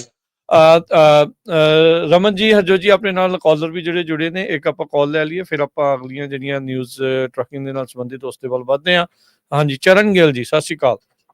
ਹਾਂਜੀ, ਸਤਿ ਸ਼੍ਰੀ ਅਕਾਲ ਜੀ। ਸਤਿ ਸ਼੍ਰੀ ਅਕਾਲ ਜੀ। ਮੈਂ ਸੁਣ ਰਿਹਾ ਸੀ ਤੁਹਾਡਾ ਜਿਹੜਾ ਤੁਸੀਂ ਬਲਾਈਂਡ ਸਪੌਟ ਦਾ ਟਰੱਕ ਵਾਲਿਆਂ ਦੀ ਦੱਸੀ ਗੱਲ, ਉਹ ਥੋੜਾ ਬਹੁਤ ਔਖਾ ਆ, ਕਿਉਂਕਿ ਉਹਦੇ 'ਚ ਬਿਲਕੁਲ ਜਿਹੜੀ ਟ੍ਰੇਲਰ ਦੇ ਬਿਲਕੁਲ ਪਿਛਲੇ ਪਾਸੇ ਐਜ ਦੇ ਵਿੱਚ ਕੋਈ ਵੀ ਵਹੀਕਲ ਆਊਗਾ ਉਹ ਬਹੁਤ ਘੱਟ ਦੀਦਾ, ਪਰ ਫਿਰ ਵੀ ਇੱਕ ਨਾ ਬਲਾਈਂਡ ਸਪੌਟ ਮਿਰਰ ਲਾਇਆ ਹੁੰਦਾ ਛੋਟਾ ਜਿਹੜਾ ਉਹ ਦੇਖਦਾ ਆ। ਪਰ ਤੁਸੀਂ ਵੀ ਥੋੜਾ ਜਿਹਾ ਜਿੱਦਾਂ ਨਾ ਕਾਰਾਂ ਵਾਲਿਆਂ ਨੂੰ ਜ਼ਰੂਰ ਐਜੂਕੇਟ ਕਰਨਾ ਚਾਹੀਦਾ ਇਹ ਕਿ ਵੀ ਤੁਸੀਂ ਟਰੱਕਾਂ ਵਾਲਿਆਂ ਤੋਂ ਥੋੜਾ ਜਿਹਾ ਡਿਸਟੈਂਸ ਰੱਖ ਕੇ ਜਦੋਂ ਡਰਾਈਵ ਕਰਦੇ ਆ, ਮੋਸਟਲੀ ਜਿਹੜੇ ਟਰੱਕ ਡਰਾਈਵਰ ਹੁੰਦੇ ਆ ਉਹ ਮੋਰਲੇ ਵਹੀਕਲ ਦੇ ਨਾਲੋਂ ਡਿਸਟੈਂਸ ਰੱਖਦੇ ਆ ਵੀ ਸਾਡਾ ਬ੍ਰੇਕਿੰਗ ਡਿਸਟੈਂਸ ਜ਼ਿਆਦਾ ਹੋਣਾ, ਪਰ ਜਿਹੜੇ ਕਈ ਅਣਜਾਣ ਕਾਰਾਂ ਵਾਲੇ ਆ ਉਹ ਆਣ ਕੇ ਮੋਹਰੇ ਤੁਹਾਨੂੰ ਓਵਰਟੇਕ ਕਰਕੇ ਤੁਹਾਡੇ ਮੋਹਰੇ ਆ ਜਾਂਦੇ ਆ, ਉਹ ਏਦਾਂ ਆਈ ਜਾਂਦੇ ਆ। ਇਹ ਵੀ ਇੱਕ ਕਾਜ਼ ਬਣ ਜਾਂਦਾ ਆ ਕਿ ਐਕਸੀਡੈਂਟ ਹੋਣ ਦਾ, ਕਿਉਂਕਿ ਜਿਹੜਾ ਟਰੱਕ ਡਰਾਈਵਰ ਹੈ ਉਹ ਤਾਂ ਡਿਸਟੈਂਸ ਰੱਖਦਾ ਇਸ ਕਰਕੇ ਵੀ ਮੇਰਾ ਡਿਸਟੈਂਸ ਜਿਹੜਾ ਬ੍ਰੇਕਿੰਗ ਡਿਸਟੈਂਸ ਮੈਨੂੰ ਜ਼ਿਆਦਾ ਚਾਹੀਦਾ, ਪਰ ਜਿਹੜੇ ਅਣਜਾਣ ਕਾਰਾਂ ਵਾਲੇ ਆ ਨਾ ਉਹ ਆਣ ਕੇ ਓਵਰਟੇਕ ਕਰਕੇ ਮੋਹਰੇ ਉਹ ਵੀ ਇੱਕ ਕਾਜ਼ ਕਈ ਵਾਰ ਹੈਡ ਔਨ ਜਿਹੜਾ ਇੰਜਰੀ ਦਾ ਬਣਦਾ ਆ। ਤੇ ਨੰਬਰ 2 ਮੇਰਾ ਖਿਆਲ ਹੈ ਵੀ DMV ਵਾਲਿਆਂ ਨੂੰ ਇਹ ਜ਼ਰੂਰ ਪੁਆਇੰਟ ਜਦੋਂ ਕਾਰਾਂ ਦੀ ਉਹ ਟ੍ਰੇਨਿੰਗ ਦਿੰਦੇ ਆ ਵੀ ਤੁਸੀਂ ਜਿਹੜੇ ਹੈਵੀ ਵਹੀਕਲ ਆ ਉਹਨਾਂ ਨੂੰ ਜਦੋਂ ਕ੍ਰਾਸ ਕਰਨਾ ਜਾਂ ਉਹਨਾਂ ਦੇ ਪੈਰਲਲ ਤੁਹਾਨੂੰ ਨਹੀਂ ਜਾਣਾ ਚਾਹੀਦਾ, ਕਿਉਂਕਿ ਉਹਨਾਂ ਨੂੰ ਦਿਸ ਨਹੀਂ ਰਿਹਾ। ਇਹ ਉਹਨਾਂ ਨੂੰ ਐਜੂਕੇਸ਼ਨ ਜ਼ਰੂਰ ਚਾਹੀਦੀ ਹੈ, ਇਹਦੇ ਨਾਲ ਅਵੋਇਡ ਹੋ ਸਕਦਾ, ਕਿਉਂਕਿ ਮੈਂ ਵੀ ਟਰੱਕਿੰਗ ਦੇ ਵਿੱਚ ਅਸੀਂ ਹੁਣ ਵੀ ਹੈਗੇ ਆ ਕਾਫੀ ਚਿਰ ਤੋਂ। ਚਲੋ ਮੇਰੇ ਤਾਂ ਇਹੀ ਕੁਐਸਚਨ ਸੀ ਵੀ ਕਾਰਾਂ ਵਾਲਿਆਂ ਨੂੰ ਵੀ ਐਜੂਕੇਟ ਕਰਨ ਦੀ ਲੋੜ ਆ। ਕਈ ਵਾਰ ਕੁਐਸਚਨ ਫਾਲਟ ਨਹੀਂ ਹੁੰਦਾ ਡਰਾਈਵਰ ਦਾ, ਪਰ ਹੈਵੀ ਡਿਊਟੀ ਦਾ, ਕਿਉਂਕਿ ਉਹਨੂੰ ਤਾਂ ਦੀਦਾ ਨਹੀਂ, ਉਹਨੇ ਤਾਂ ਜਦੋਂ ਟਰਨ ਰਾਈਟ ਕਰਨਾ ਆ ਉਹਨੂੰ ਕਈ ਉਹ ਦੀਦਾ ਨਹੀਂ, ਬੰਦੇ ਵਿੱਚ ਸਾਈਡ ਤੇ ਆਣ ਕੇ ਵੜ ਜਾਂਦੇ ਆ ਜੀ, ਇਹ ਗਲਤੀ ਹੁੰਦੀ ਆ। ਹਾਂਜੀ, ਥੈਂਕ ਯੂ ਚਰਨ ਜੀ, ਧੰਨਵਾਦ। ਹਾਂ, ਬੜੀ ਮਿਹਰਬਾਨੀ, ਸ਼ੁਕਰੀਆ ਜੀ। ਸੋ ਜੀ ਹਰਜੋਤ ਜੀ ਤੇ ਰਮਨ ਜੀ ਤੇ ਰਾਜ ਜੀ, ਆਪਾਂ ਥੋੜਾ ਜਿਹਾ ਡਿਸਕਸ ਕਰਦੇ ਜਾਈਏ ਜਿਹੜੀ ਅਮਰੀਕਨ ਟਰਾਂਸਪੋਰਟੇਸ਼ਨ ਰਿਸਰਚ ਇੰਸਟੀਚਿਊਟ ਆ ATRI, ਉਹਨਾਂ ਨੇ ਜਿਹੜੇ ਸਰਵੇ ਕੀਤੇ ਆ ਵੀ 2023 ਤੇ 2024 ਚ ਟਰੱਕਿੰਗ ਦਾ ਕਿਹੜੇ ਇਸ਼ੂ ਇੰਪੋਰਟੈਂਟ ਰਹੇ ਆ। ਇਕੋਨਮੀ ਨੰਬਰ 1 ਇਸ਼ੂ ਰਿਹਾ, lawsuit abuse reform, insurance, driver compensation. So ਜੇ ਨੰਬਰ ਵਾਈਜ਼ ਦੱਸਾਂ, ਇਕੋਨਮੀ 2023 ਸੰਨ ਦੇ ਵਿੱਚ ਵੀ ਤੇ 2024 ਦੇ ਵਿੱਚ ਵੀ ਨੰਬਰ 1 ਜਿਹੜਾ ਕੰਸਰਨ ਰਿਹਾ ਟਰੱਕਿੰਗ ਇੰਡਸਟਰੀ ਦਾ। ਨੰਬਰ 2 ਟਰੱਕਿੰਗ ਪਾਰਕਿੰਗ ਦਾ ਇਸ਼ੂ ਆ ਬਹੁਤ ਵੱਡਾ, ਇਹ 2023 ਚ ਵੀ ਸੀ, 2024 ਚ ਵੀ ਸੀ। ਲਾ ਸੂਟ ਅਬਿਊਜ਼ ਰਿਫਾਰਮ 2023 ਤੇ 6 ਨੰਬਰ ਤੇ ਸੀ, ਇਸ ਵਾਰ ਇਹ ਨੰਬਰ 3 ਇਸ਼ੂ ਆ। ਇੰਸ਼ੋਰੈਂਸ ਕਾਸਟ ਤੇ ਅਵੇਲੇਬਿਲਟੀ, ਇੰਸ਼ੋਰੈਂਸ ਬਹੁਤ ਜ਼ਿਆਦਾ ਵਧੀਆ, ਅਵੇਲੇਬਲ ਹੈ ਨਹੀਂ ਬਹੁਤ ਵਾਰ। ਇਹ 2023 ਚ ਇਸ਼ੂ ਨਹੀਂ ਸੀ, ਦੇਖੋ ਕਿੰਨੀ ਛੇਤੀ ਚੇਂਜ ਹੋਇਆ, ਟੌਪ ਦੇ 10 ਵਿੱਚ ਨਹੀਂ ਸੀ, 2024 ਚ ਨੰਬਰ 4 ਤੇ ਆ ਗਿਆ ਇਹ। ਡਰਾਈਵਰ ਕੰਪਨਸੇਸ਼ਨ ਇਹ ਸੇਮ ਹੀ ਆ, ਨੰਬਰ 5 ਸੀ 23 ਚ ਵੀ ਤੇ 24 ਵਿੱਚ ਵੀ। ਬੈਟਰੀ ਇਲੈਕਟ੍ਰਿਕ ਵਹੀਕਲ ਇਹ ਨੰਬਰ 6 ਤੇ 2024 ਚ ਰਿਹਾ ਇਸ਼ੂ, 2023 ਚ ਨੰਬਰ 10 ਤੇ ਸੀ। ਫੈਡਰਲ ਕੰਪਲਾਇੰਸ ਸੇਫਟੀ ਅਕਾਊਂਟੇਬਿਲਿਟੀ ਇਹ 2023 ਦੇ ਵਿੱਚ ਟੌਪ 10 ਵਿੱਚ ਨਹੀਂ ਸੀ, ਹੁਣ ਨੰਬਰ 7 ਦੇ ਉੱਤੇ ਆ। Detention delay at customer facilities number 8 2024 ਚ, 2023 ਚ ਨੰਬਰ 9 ਸੀਗਾ। ਡਰਾਈਵਰ ਸ਼ਾਰਟੇਜ ਦੇਖੋ 2023 ਦੇ ਵਿੱਚ ਨੰਬਰ 4 ਇਸ਼ੂ ਸੀ ਤੇ 2024 ਚ ਨੰਬਰ 9 ਤੇ ਉੱਤੇ ਇਸ਼ੂ ਆ ਜੀ, 1 ਤੋਂ 10 ਦੇ ਵਿੱਚ ਗਿਣਿਆ ਜਾਵੇ। ਡਰਾਈਵਰ ਡਿਸਟਰੈਕਸ਼ਨ 2023 ਸਨ ਚ ਨੰਬਰ 7 ਸੀ ਤੇ 2024 ਚ ਨੰਬਰ 10 ਦੇ ਉੱਤੇ ਹੈਗਾ ਜੀ। ਰਮਨ ਜੀ ਬਿਲਕੁਲ ਜੀ, ਸਹੀ ਗੱਲ ਹੈਗੀ ਆ ਖਾਲਸਾ ਜੀ। ਮੈਂ ਥੋੜੀ ਜਿਹੀ ਇੱਕ ਨਿਊਜ਼ ਜਿਹੜੀ ਦੇਖ ਰਿਹਾ ਸੀ, ਇਸ ਕਰਕੇ ਮੈਂ ਤੁਹਾਡੇ ਗੱਲਬਾਤ ਦੇ ਵਿੱਚ ਥੋੜਾ ਧਿਆਨ ਨਹੀਂ ਦੇ ਪਾਇਆ, ਪਰ 4 ELDs ਹੋਰ ਜਿਹੜੀਆਂ ਆ ਉਹ ਰਿਵੋਕ ਕਰ ਦਿੱਤੀਆਂ ਗਈਆਂ ਆ। ਕੋਲੰਬਸ ELD ਜਿਹਦਾ ਮਾਡਲ ਨੰਬਰ C-US ਹੈਗਾ ਆ, master ELD model MELD number 2, MELD number 3 ਤੇ MELD ਨੰਬਰ 4। ਮਾਸਟਰ ELD ਦੇ ਤਿੰਨੇ ਮਾਡਲ ਜਿਹੜੇ ਆ ਉਹ ਜਿਹੜੇ ਆ ਰਿਮੂਵ ਕਰ ਦਿੱਤੇ ਗਏ ਆ, ਜਿਹੜੀ ਆਥੋਰਾਈਜ਼ਡ ਲਿਸਟ ਹੈਗੀ ਉਹਦੇ ਚੋਂ। ਸੋ ਇਹਨਾਂ ਦੀ ਜਿਹੜੇ ਵੀ ਇਹ ਡਿਵਾਈਸਿਸ ਯੂਜ਼ ਕਰਦੇ ਹੈਗੇ ਆ ਉਹਨਾਂ ਦੀ ਹਦਾਇਤ ਹੈਗੀ ਆ ਕਿ ਆਉਣ ਵਾਲੇ 60 ਦਿਨ ਤੱਕ ਉਹ ਪੇਪਰ ਲੌਕ ਤੇ ਚਲੇ ਜਾਣ ਰਾਈਟ ਅਵੇ। ਫਰਵਰੀ 9 2025 ਤੱਕ ਉਹਨਾਂ ਕੋਲ ਟਾਈਮ ਹੈਗਾ ਆ ਆਪਣੇ ਨਵੇਂ ਡਿਵਾਈਸਿਸ ਲਾ ਕੇ ਤੇ ਆਪਣੇ ਨਵੇਂ ਡਿਵਾਈਸਿਸ ਦੇ ਉੱਤੇ ਕੰਮ ਕਰਨ ਦੇ ਲਈ। ਸੋ ਇਹ ਜਿਹੜੀਆਂ 4 ELDs ਹੈਗੀਆਂ ਇਹ FMCSA ਨੇ ਰਿਵੋਕ ਕਰ ਦਿੱਤੀਆਂ ਹੈਗੀਆਂ। ਸੋ ਸਾਨੂੰ ਇਹ ਕਾਲ ਆਉਂਦੀਆਂ ਹੁੰਦੀਆਂ ਕਿ ਜਿਹੜੀਆਂ ਕਿਹੜੀਆਂ ELDs ਜਿਹੜੀਆਂ ਆਥੋਰਾਈਜ਼ ਹੈਗੀਆਂ, ਤੁਸੀਂ ਨਾਤਾ ਦੀ ਵੈਬਸਾਈਟ ਤੇ ਜਾ ਕੇ ਰਿਸੋਰਸ ਟੈਬ ਦੇ ਥੱਲੇ ਜਿਹੜੀ ਆ ਅਪਰੂਵਡ ELD ਦੀ ਲਿਸਟ ਦੇਖ ਸਕਦੇ ਹੈਗੇ ਆ। ਮੈਂ ਫਿਰ ਇੱਕ ਵਾਰੀ ਸਾਰੇ ਆਪਣੇ ਟਰੱਕਰ ਕਮਿਊਨਿਟੀ ਨੂੰ ਬੇਨਤੀ ਕਰੂੰਗਾ ਕਿ ਜੇ ਤੁਸੀਂ ਕੋਈ ਵੀ ਐਸੀ ELD ਯੂਜ਼ ਕਰ ਰਹੇ ਆ ਜਿਹੜੀ ਐਡਿਟ ਹੋ ਜਾਂਦੀ ਆ ਜਾਂ ਐਡਿਟ ਹੋ ਸਕਦੀ ਆ, ਉਹਦੇ ਚਾਂਸਸ ਬੰਦ ਹੋਣ ਦੇ ਬਹੁਤ ਜ਼ਿਆਦਾ ਹੈਗੇ ਆ ਨੀਅਰ ਫਿਊਚਰ ਦੇ ਵਿੱਚ। ਸੋ ਇਸ ਕਰਕੇ ਕੋਸ਼ਿਸ਼ ਕਰੋ ਵੀ ਉਸ ELD ਤੇ ਆਉਣ ਦੀ ਜਿਹੜੀ ELD ਐਡਿਟ ਨਹੀਂ ਹੁੰਦੀ। ਇਸ ਤੋਂ ਬਾਅਦ ਆਪਣਾ ਜਿਹੜੀ ਰਾਜ ਤੇ ਹਰਜੋਤ ਭਾਜੀ ਜਿਹੜੀ ਆਪਣੀ ਕੈਲਫਰੇਟ ਹੈਗੀ ਆ ਟਰੱਕਿੰਗ ਕੰਪਨੀ, ਉਹਦੇ ਵੱਲੋਂ ਬੈਂਕਰਪਸੀ ਜਿਹੜੀ ਆ ਫਾਈਲ ਕਰ ਦਿੱਤੀ ਗਈ ਆ। ਚੈਪਟਰ 11 ਰੀਕਨਸਟਰਕਸ਼ਨ ਬੈਂਕਰਪਸੀ ਜਿਹੜੀ ਆ, ਤਾਂ ਕਿ ਉਹ ਆਪਣੀ ਕੰਪਨੀ ਨੂੰ ਰੀਸਟਰਕਟ ਕਰਨ ਦੀ ਕੋਸ਼ਿਸ਼ ਕਰ ਰਹੇ ਆ। ਲੌਂਗ ਟਰਮ ਡੈਟ ਜਿਹੜਾ ਹੈਗਾ 325 ਮਿਲੀਅਨ ਦਾ ਹੈਗਾ। ਟੈਕਸਸ ਬੇਸਡ ਕੰਪਨੀ ਹੈਗੀ ਆ। ਸੋ ਇਹਨਾਂ ਦੇ ਤਕਰੀਬਨ 600 ਦੇ ਲਗਭਗ ਡਰਾਈਵਰ ਹੈਗੇ ਆ।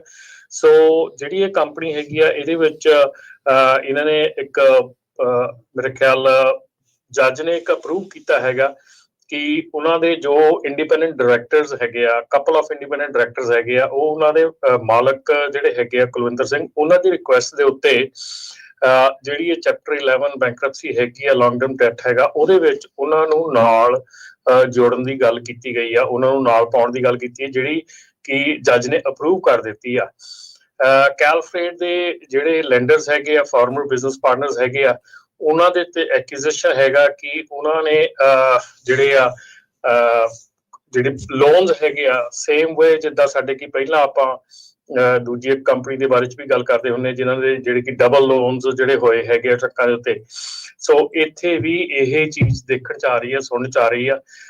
ਸੋ ਇਸ ਕਰਕੇ ਜੇ ਤੁਸੀਂ ਇਸ ਕੰਪਨੀ ਦਾ ਕੰਮ ਕਰਦੇ ਹੈਗੇ ਆ ਜਾਂ ਤੁਸੀਂ ਕੋਈ ਵੀ ਐਸੀ ਚੀਜ਼ ਹੈਗੀ ਆ ਤੇ ਪਲੀਜ਼ ਬੀ ਕੇਅਰਫੁਲ ਕਿ ਜਿਹੜੀ ਕੰਪਨੀ ਹੈਗੀ ਉਹ ਇਸ ਵੇਲੇ ਚੈਪਟਰ 11 ਬੈਂਕਰਪਸੀ ਚ ਹੈ। ਚੈਪਟਰ 11 ਬੈਂਕਰਪਸੀ ਦੇ ਬਾਰੇ ਚ ਹਰਜੋਤ ਭਾਜੀ ਆਪਾਂ ਸਾਰੇ ਜਾਣਦੇ ਆ ਕਿ ਇਹ ਰੀਕਨਸਟਰਕਟ ਕਰਨ ਦੇ ਲਈ ਹੁੰਦੀ ਆ। ਇਹ ਨਹੀਂ ਹੁੰਦਾ ਕਿ ਕੰਪਨੀ ਬੰਦ ਹੋ ਗਈ ਆ। ਕੰਪਨੀ ਆਪਣੇ ਆਪ ਨੂੰ ਰੀਸਟਰਕਚਰ ਕਰਨ ਦੀ ਕੋਸ਼ਿਸ਼ ਕਰ ਰਹੀ ਆ, ਆਪਣੀ ਡੈਟ ਚੋਂ ਨਿਕਲਣ ਦੀ ਕੋਸ਼ਿਸ਼ ਕਰ ਰਹੀ ਆ।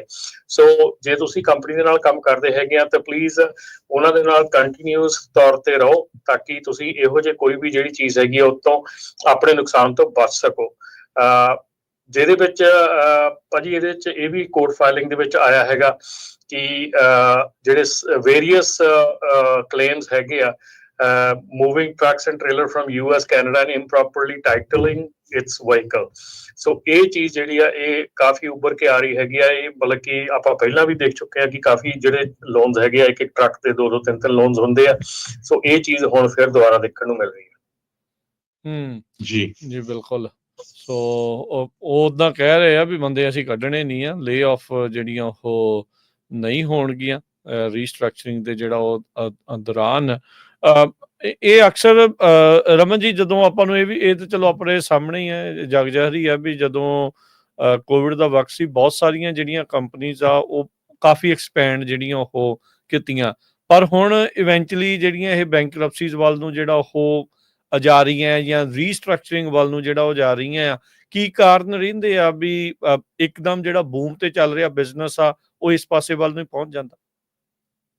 ਬਿਲਕੁਲ ਰਾਜਕਰਨ, ਜਿਹੜੀ ਅਚਾਨਕ ਜਿਹੜੀ ਗਰੋਥ ਹੁੰਦੀ ਆ, ਮੈਂ ਬਹੁਤ ਵਾਰੀ ਇਹ ਕਹਿ ਚੁੱਕਾ ਕਿ ਜਿਹੜੀ ਅਨਪਲੈਨਡ ਗਰੋਥ ਹੁੰਦੀ ਆ, ਜਦੋਂ ਤੁਸੀਂ ਇਹ ਦੇਖਦੇ ਆ ਕਿ ਸਾਡਾ ਗੁਆਂਢੀ ਆਹ ਕੰਮ ਕਰੀ ਜਾਂਦਾ ਤੇ ਅਸੀਂ ਕਿਉਂ ਨਹੀਂ ਕਰ ਸਕਦੇ, ਠੀਕ ਹੈ ਨਾ, ਜਾਂ ਮੇਰੇ ਨਾਲ ਦਾ ਕੰਮ ਕਰੀ ਜਾਂਦਾ ਅਸੀਂ ਕਿਉਂ ਨਹੀਂ ਕਰ ਸਕਦੇ। ਸੋ ਇਹ ਜਿਹੜੀ ਗਰੋਥ ਹੈਗੀ ਨਾ, ਅਨਪਲੈਨਡ ਗਰੋਥ ਹੈਗੀ ਆ, ਔਰ ਜਿਹਦੇ ਵਿੱਚ ਇਹ ਚੀਜ਼ਾਂ ਜਿਹੜੀਆਂ ਬਹੁਤ ਜ਼ਿਆਦੀਆਂ ਹੁੰਦੀਆਂ ਹੈਗੀਆਂ। ਕਦੀ ਵੀ ਤੁਸੀਂ ਦੇਖ ਲਓ ਜਿਹੜਾ ਬਿਜ਼ਨਸ ਇੱਕਦਮ ਆਪਾਂ ਇੱਕ ਕਾਮਨ ਆਪਣੇ ਚ ਗੱਲ ਹੈਗੀ ਆ ਕਿ ਜਿੰਨੀ ਜ਼ੋਰ ਦੀ ਆਪਾਂ ਪੱਥਰ ਤਾਂ ਨੂੰ ਹਵਾ ਚ ਸੁੱਟਦੇ ਉਨੀ ਜ਼ੋਰ ਦੀ ਥੱਲੇ ਨੂੰ ਆਉਂਦਾ ਆ। ਸੋ ਉਹ ਚੀਜ਼ ਹੈਗੀ ਆ ਕਿ ਜਿਹੜੀ ਇਹ ਚੀਜ਼ ਜਿੰਨੀ ਸਪੀਡ ਨਾਲ ਉੱਪਰ ਜਾਂਦੀ ਆ ਉਨੀ ਸਪੀਡ ਨਾਲ ਹੀ ਥੱਲੇ ਆਉਂਦੀ ਆ। ਗ੍ਰੈਵਿਟੀ ਦਾ ਇੱਕ ਲਾਅ ਹੈਗਾ, ਇਹੋ ਹੀ ਬਿਜ਼ਨਸ ਦਾ ਲਾਅ ਹੈਗਾ ਕਿ ਜਿੰਨੀ ਜਲਦੀ ਤੁਸੀਂ ਗਰੋਥ ਕਰਦੇ ਹੈਗੇ ਆ, ਅਨਲੈਸ ਅੰਟਿਲ ਵੈਰੀ ਪਲੈਨਡ ਹੈਗੀ ਆ, ਜਿਵੇਂ ਕਿ ਰਾਕਟ ਹੈਗਾ, ਉਹ ਪਲੈਨਡ ਗਰੋਥ ਹੈਗੀ ਆ, ਉਹ ਪਲੈਨਡ ਆ ਕਿ ਇਹਨੇ ਇੰਨੀ ਦੂਰ ਤੱਕ ਚੱਲਣਾ ਆ, ਇਹਨੇ ਇੰਨੀ ਦੂਰ ਤੱਕ ਜਾਣਾ ਆ। ਔਰ ਇਹਨੂੰ ਵਾਪਸ ਕਿਸੇ ਸਕੀਮ ਦੇ ਨਾਲ ਕਿਸੇ ਪਲਾਨ ਦੇ ਥੱਲੇ ਇਹਨੂੰ ਵਾਪਸ ਲੈ ਕੇ ਆਉਣਾ ਹੈ। ਸੋ ਪਲਾਨਡ ਗਰੋਥ ਹੈਗੀ ਹੈ ਰਾਕਟ, ਜੇ ਆਪਾਂ ਕਹਿ ਲਈਏ। ਤੇ ਜੇ ਆਪਾਂ ਇੱਕ ਪੱਥਰ ਸੁੱਟਦੇ ਹਾਂ ਹਵਾ ਦੇ ਵਿੱਚ, ਉਹ ਇੱਕ ਅਨਪਲਾਨਡ ਮਤਲਬ ਕਿ ਸ਼ਾਟ ਹੈਗਾ, ਉਹ ਜਿੰਨੀ ਜ਼ੋਰ ਦੀ ਆਪਾਂ ਸੁੱਟਾਂਗੇ ਉਨੀ ਜ਼ੋਰ ਦੀ ਥੱਲੇ ਆਊਗਾ। ਸੋ ਇਹ ਇੱਕ ਬਹੁਤ ਜ਼ਰੂਰੀ ਚੀਜ਼ ਆ, ਔਰ ਹਰ ਇੱਕ ਨੂੰ ਧਿਆਨ ਰੱਖਣਾ ਚਾਹੀਦਾ, ਚਾਹੇ ਉਹ ਕੋਈ ਵੀ ਬਿਜ਼ਨਸ ਹੈਗਾ। ਜਿਹੜੀ ਅਨਪਲਾਨਡ ਗਰੋਥ ਹੈਗੀ, ਇੱਕਦਮ ਗਰੋ ਕਰ ਜਾਣਾ, ਇੱਕਦਮ ਬਹੁਤ ਜ਼ਿਆਦਾ ਵੱਡੇ ਹੋ ਜਾਣਾ, ਉਹ ਜਿਹੜੀ ਚੀਜ਼ ਆ ਉਹ ਕਿਤੇ ਨਾ ਕਿਤੇ ਜਾ ਕੇ ਨੁਕਸਾਨ ਕਰਦੀ ਹੈ ਜੀ। ਬਾਕੀ ਸਰੋਤੇ, ਜੇ ਤੁਹਾਡਾ ਕਾਲ ਆ, ਕੋਈ ਸਵਾਲ ਆ, ਤੁਸੀਂ ਕਾਲ ਕਰ ਸਕਦੇ ਆ। ਨੰਬਰ ਹੈ 408-272-5200 4082725200। ਇਸ ਨੰਬਰ ਦੇ ਉੱਤੇ ਕਾਲ ਕਰਕੇ ਤੁਸੀਂ ਜਿਹੜਾ ਆਪਣੇ ਸਵਾਲ ਆ ਉਹ ਪੁੱਛ ਸਕਦੇ ਆ, ਜਾਂ ਵਿਚਾਰ ਆ ਉਹ ਜਿਹੜੇ ਉਹ ਸ਼ੇਅਰ ਕਰ ਸਕਦੇ ਆ। ਟਰਾਂਸਪੋਰਟ ਟੌਪਿਕਸ ਜਿਹੜਾ ਮੈਗਜ਼ੀਨ ਆ ਉਹ ਰਿਪੋਰਟ ਕਰ ਰਿਹਾ ਵੀ, ਕਹਿੰਦੇ ਵੀ trucking logistics strong holiday season experience ਜਿਹੜਾ ਉਹ ਕਰੇਗਾ। ਕੰਜ਼ਿਊਮਰ ਸਪੈਂਡਿੰਗ, ਈ-ਕਾਮਰਸ ਡਰਾਈਵ ਅਤੇ ਕਹਿੰਦੇ ਵੀ ਰੋਬਸਟ ਫਰੇਟ ਡਿਮਾਂਡ ਇਸ ਟਾਈਮ ਸਾਹਮਣੇ ਆ। ਸੋ ਇਹ ਵੀ ਇੱਕ ਚੰਗੀ ਖਬਰ ਆਪਾਂ ਮੰਨ ਸਕਦੇ ਹਾਂ ਟਰੱਕਿੰਗ ਲਈ। ਬਿਲਕੁਲ ਰਾਜਕਰਨ, ਜਿਹੜਾ ਇਹ ਹੌਲੀਡੇ ਸੀਜ਼ਨ ਆ, ਇਹ ਆਲਰੇਡੀ ਇਸ ਵੇਲੇ ਪੂਰੇ ਜ਼ੋਰਾਂ ਤੇ ਹੈਗਾ। ਇਸ ਵੇਲੇ ਤਾਂ ਡਿਲੀਵਰੀਜ਼ ਦਾ ਜ਼ੋਰ ਆ ਹੁਣ, ਕਿਉਂਕਿ ਡਿਲੀਵਰੀਜ਼ ਦਾ ਟਾਈਮ ਜਿਹੜਾ ਕ੍ਰਿਸਮਸ ਤੱਕ ਦਾ ਬਿਲਕੁਲ, ਜਾਂ ਨਵੇਂ ਸਾਲ ਦਾ ਬਿਲਕੁਲ ਲਿਮਿਟਡ ਰਹਿ ਗਿਆ ਹੈਗਾ। ਜਿਹੜੀ ਪੀਕ ਆਉਣੀ ਆ ਉਹ ਆ ਚੁੱਕੀ ਹੈਗੀ ਆ। ਹੁਣ ਤਾਂ ਲਾਸਟ ਜਿਹੜੀ ਲੈਗ ਚੱਲ ਰਹੀ ਹੈਗੀ ਆ। ਸੋ ਮੇਰੇ ਖਿਆਲ ਦੇ ਵਿੱਚ ਜਿਸ ਤਰ੍ਹਾਂ ਕਿ ਸਾਈਬਰ ਮੰਡੇ ਜਾਂ ਬਲੈਕ ਫਰਾਈਡੇ ਦੀ ਸੇਲਸ ਰੈਕਡ ਟੁੱਟੇ ਹੈਗੇ ਆ, ਸੋ ਇਸ ਕਰਕੇ ਲੱਗਦਾ ਹੈ ਕਿ ਜਿਹੜਾ ਇਸ ਵਾਰੀ ਹੈਗਾ ਇਹ ਸੀਜ਼ਨ ਜਿਹੜਾ ਵਧੀਆ ਰਹੇਗਾ। ਜੀ। ਤੇ ਓਵਰਆਲ ਟਰੱਕਿੰਗ ਇੰਡਸਟਰੀ ਦੇ ਵਿੱਚ, ਇੰਡਸਟਰੀ ਨੂੰ ਲੈ ਕੇ ਕੀ ਗੱਲਬਾਤ ਆ? ਟਰੱਕਿੰਗ ਦੇ ਜਿਹੜੇ ਲੋਕ ਆ ਉਹ ਕੀ ਚਰਚਾ ਕਰ ਰਹੇ ਆ ਟਰੱਕਿੰਗ ਇੰਡਸਟਰੀ ਨੂੰ ਲੈ ਕੇ? ਕੀ ਇਹ ਵਿਚਾਰ ਜਾਂ ਇਹ ਚਰਚਾਵਾਂ ਹੈਗੀਆਂ ਵੀ ਹਾਂ ਹੁਣ ਮੋੜਾ ਪੈਣਾ ਸ਼ੁਰੂ ਆ? ਬਿਲਕੁਲ ਰਾਜਕਰਨ, ਜਿਹੜੀ ਆਪਟਿਮਿਸਟਿਕ ਹੈਗੇ ਆ, ਹਰ ਇੱਕ ਜਣਾ ਅੱਜ ਦੀ ਤਰੀਕ ਦੇ ਵਿੱਚ ਆਪਟਿਮਿਸਟਿਕ ਹੈਗਾ ਆ, ਕਿਉਂਕਿ ਜਿਸ ਤਰ੍ਹਾਂ ਕਿ ਆਪਾਂ ਦੇਖ ਰਹੇ ਹੈਗੇ ਆ, ਚੀਜ਼ਾਂ ਹੋ ਰਹੀਆਂ ਹੈਗੀਆਂ, ਔਰ ਬੜੀਆਂ ਚੀਜ਼ਾਂ ਦੇ ਉੱਤੇ ਜਿੱਦਾਂ ਕਿ ਆਪਣੀ ਆਮ ਪਬਲਿਕ ਰਾਏ ਹੈਗੀ ਆ, ਲੋਕਾਂ ਦੀ ਰਾਏ ਹੈਗੀ ਆ, ਉਹਦੇ ਮੁਤਾਬਕ ਹਰ ਇੱਕ ਬੰਦਾ ਸੋਚ ਰਿਹਾ ਹੈਗਾ ਕਿ ਇਹ ਐਰਕੀ ਜਿਹੜਾ ਇਹ ਆਉਣ ਵਾਲੇ ਪ੍ਰੈਜ਼ੀਡੈਂਟ ਟਰੰਪ ਹੈਗੇ ਆ, ਇਹ ਅਮਰੀਕਾ ਵਾਸਤੇ ਸੋਚਣਗੇ, ਅਮਰੀਕਾ ਲਈ ਪਹਿਲਾਂ ਸੋਚਣਗੇ। ਸੋ ਜਦੋਂ ਵੀ ਅਮਰੀਕਾ ਜਾਂ ਅਮਰੀਕਾ ਫਸਟ ਦੀ ਗੱਲ ਹੁੰਦੀ ਆ, ਉਦੋਂ ਫਿਰ ਬੈਨੀਫਿਟ ਤਾਂ ਹੋਣਾ ਜ਼ਰੂਰੀ ਹੈਗਾ। ਪਰ ਹਰ ਇੱਕ ਚੀਜ਼ ਦੇ ਕੁਝ ਫਾਇਦੇ ਹੁੰਦੇ, ਕੁਝ ਨੁਕਸਾਨ ਹੁੰਦੇ ਆ।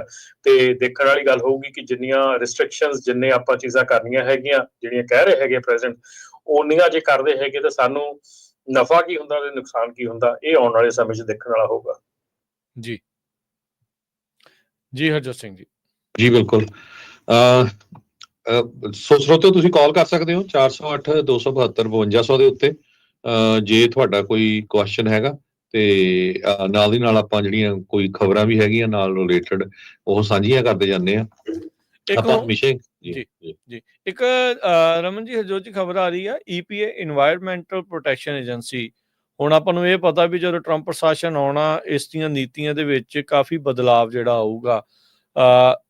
ਕੀ ਕੈਲੀਫੋਰਨੀਆ ਦੇ ਵਿੱਚ ਜਿਹੜਾ ਇਹ ਫੈਸਲਾ ਲਿਆ ਗਿਆ ਸੀਗਾ ਡੀਜ਼ਲ ਟਰੱਕ ਨੂੰ ਫੇਜ਼ ਆਊਟ ਕਰਨ ਦਾ, ਉਹ ਬਰਕਰਾਰ ਰਹੂਗਾ?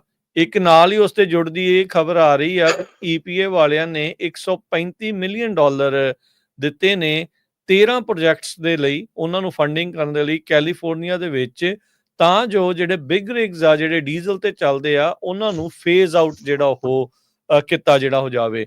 ਸੋ ਚਾਹੇ ਫੈਡਰਲ ਲੈਵਲ ਦੇ ਉੱਤੇ EPA ਦੇ ਰੂਲ ਬਦਲ ਜਾਣ, ਪਰ ਕੈਲੀਫੋਰਨੀਆ ਦੇ ਵਿੱਚ ਮੈਨੂੰ ਲੱਗਦਾ ਵੀ ਉਸੇ ਤਰੀਕੇ ਦੇ ਨਾਲ ਹੀ ਰਮਨ ਜੀ ਕੰਮ ਚੱਲੇਗਾ। ਡੀਜ਼ਲ ਇੰਜਨ ਜਿਹੜੇ ਆ ਉਹ ਫੇਜ਼ ਆਊਟ ਹੋਣਗੇ। ਦੇਖੋ ਜੀ, ਹੁਣ ਲੱਗਦਾ ਕਿ ਆਉਂਦੇ 4 ਸਾਲਾਂ ਦੇ ਵਿੱਚ ਕੈਲੀਫੋਰਨੀਆ ਤੇ ਫੈਡਰਲ ਲੈਵਲ ਤੇ ਕਾਫੀ ਤੂੰ ਮੈਂ ਹੋਣ ਵਾਲੀ ਆ, ਲੜਾਈਆਂ ਹੋਣ ਵਾਲੀਆਂ ਹੈ। ਕੈਲੀਫੋਰਨੀਆ ਨੇ ਆਪਣਾ ਜਿਹੜਾ ਕੋਰਸ ਹੈਗਾ ਉਹ ਪੂਰਾ ਕਰਨ ਦੀ ਕੋਸ਼ਿਸ਼ ਕਰਨੀ ਹੈਗੀ ਆ, ਫੈਡਰਲ ਲੈਵਲ ਦੇ ਉੱਤੇ ਰੋਕਣ ਦੀ ਕੋਸ਼ਿਸ਼ ਹੋਣੀ ਹੈਗੀ ਆ। ਸੋ ਇਹ ਕਈ ਚੀਜ਼ਾਂ ਜਿਹੜੀਆਂ ਆ, ਅਨਲੈਸ ਅੰਟਿਲ ਜਿਹੜੇ ਨੈਕਸਟ 2 ਸਾਲ ਬਾਅਦ ਜਿਹੜੀ ਇਲੈਕਸ਼ਨ ਆਉਣੀ ਆ, ਉਹਦੇ ਵਿੱਚ ਜੇ ਅਸੀਂ ਜਿਹੜੇ ਆਪਣੇ ਇੱਥੋਂ ਦੇ ਡੈਮੋਕ੍ਰੈਟਿਕ ਗਵਰਨਰ ਹੈਗੇ ਆ, ਜੇ ਕੈਲੀਫੋਰਨੀਆ ਜਿਹੜੀ ਉਹ ਰਿਪਬਲਿਕਨ ਹੋ ਜਾਂਦੀ ਆ, ਤੇ ਫਿਰ ਹੋ ਸਕਦਾ ਹੈ ਕਿ ਇਹ ਜਿਹੜੀਆਂ ਚੀਜ਼ਾਂ ਰਿਵਰਸ ਹੋਣੀਆਂ ਸ਼ੁਰੂ ਹੋ ਜਾਣ। ਪਰ ਅਨਫੋਰਚੂਨੇਟਲੀ ਆਈ ਡੋਂਟ ਨੋ ਕਿ ਉਹ ਅਜੇ ਪੋਸੀਬਲ ਹੈਗਾ ਕਿ ਨਹੀਂ, ਪਰ ਯੂ ਨੈਵਰ ਨੋ। ਸੋ ਇਸ ਕਰਕੇ ਲੋਕਾਂ ਦਾ ਇਸ ਵੇਲੇ ਝੁਕਾਅ ਜਿਹੜਾ ਆ ਉਹ ਬਹੁਤ ਜ਼ਿਆਦਾ ਰਿਪਬਲਿਕਨ ਵੱਲ ਹੈਗਾ।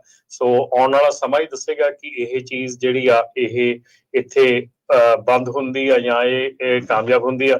ਪਰ ਕੈਲੀਫੋਰਨੀਆ ਜਿਹੜਾ ਹੈਗਾ ਹਮੇਸ਼ਾ ਇਹਨਾਂ ਚੀਜ਼ਾਂ ਦੇ ਵਿੱਚ ਸਭ ਤੋਂ ਅੱਗੇ ਰਿਹਾ ਹੈਗਾ, ਇਹ ਚੀਜ਼ਾਂ ਲਾਗੂ ਕਰਨ ਦੇ ਵਿੱਚ ਸਭ ਤੋਂ ਅੱਗੇ ਰਿਹਾ ਹੈਗਾ। ਸੋ ਜਿਹੜਾ ਨੈਕਸਟ ਈਅਰ ਹੈਗਾ ਉਹ ਤੁਹਾਡੇ ਸਾਰਿਆਂ ਦੇ ਲਈ ਇਹੋ ਹੀ ਆ ਕਿ ਜਿਹੜੇ ਸਮੋਕ ਚੈੱਕ ਪ੍ਰੋਗਰਾਮ ਹੈਗਾ ਉਹ ਚਾਲੂ ਹੋ ਚੁੱਕਾ ਹੈਗਾ। ਨੈਕਸਟ ਈਅਰ ਤੋਂ ਤੁਸੀਂ ਸਮੋਕ ਚੈੱਕ ਕਰਵਾਉਣੇ ਹੈਗੇ ਆ। ਸਾਲ ਦੇ ਵਿੱਚ 2 ਵਾਰੀ ਸਮੋਕ ਚੈੱਕ ਹੋਣਾ ਆ, 2026 ਦੇ ਵਿੱਚ 4 ਵਾਰੀ ਸਮੋਕ ਚੈੱਕ ਹੋਣਾ ਆ। ਸੋ ਉਹ ਚੀਜ਼ਾਂ ਜਿਹੜੀਆਂ ਔਨ ਸਕੈਜੂਲ ਚੱਲ ਰਹੀਆਂ ਹੈਗੀਆਂ ਇਸ ਵੇਲੇ। ਸੋ ਕਿਰਪਾ ਕਰਕੇ ਤੇ ਬਾਕੀ ਰਾਜਕਰਨ ਬਹੁਤ ਜਿਹੜੀਆਂ ਚੀਜ਼ਾਂ ਹੈਗੀਆਂ ਇਸ ਵੇਲੇ ਅਪਡੇਟ ਕਰਨ ਵਾਲੀਆਂ ਹੈਗੀਆਂ ਸਾਰਿਆਂ ਦੀਆਂ। ਇੱਕ ਤਾਂ ਜਿਹੜੀ ਇਨਫੋਰਮੇਸ਼ਨ ਵਾਲੀ ਹੈ ਆਪਾਂ ਗੱਲ ਕਰਦੇ ਹੁੰਦੇ ਹਾਂ, ਹਾਂਜੀ ਫਿਨਸਨ ਵਾਲੀ ਜਿਹੜੀ ਆ ਉਹ ਟੈਕਸਸ ਦੀ ਇੱਕ ਜੱਜ ਨੇ ਤੇ ਰੋਕ ਲਾ ਦਿੱਤੀ ਹੈਗੀ ਇਸ ਵੇਲੇ। ਪਰ ਜਿਹੜੀ ਗੱਲ ਹੈਗੀ ਆ ਕਿ ਰੋਕ ਲਾਉਣ ਦਾ ਮਤਲਬ ਇਹ ਨਹੀਂਗਾ ਕਿ ਤੁਸੀਂ ਭਰਨੀ ਨਹੀਂ ਹੈਗੀ, ਉਹ ਸਿਰਫ ਟੈਂਪਰੇਰੀ ਰੋਕ ਲੱਗੀ ਹੈਗੀ ਆ ਬੈਨੀਫੀਸ਼ੀਅਲ ਓਨਰਸ਼ਿਪ ਇਨਫੋਰਮੇਸ਼ਨ ਦੇ ਉੱਤੇ। ਇਹਦੇ ਵਿੱਚ ਨੁਕਸਾਨ ਕੋਈ ਨਹੀਂ ਹੈਗਾ ਭਰਨ ਦੇ ਵਿੱਚ। ਆਈ ਡੋਂਟ ਥਿੰਕ ਸੋ ਕਿ ਐਨੀ ਇਸ਼ੂ ਹੈਗਾ, ਕੋਈ ਉਹਦੀ ਪ੍ਰੋਬਲਮ ਹੈਗੀ ਆ।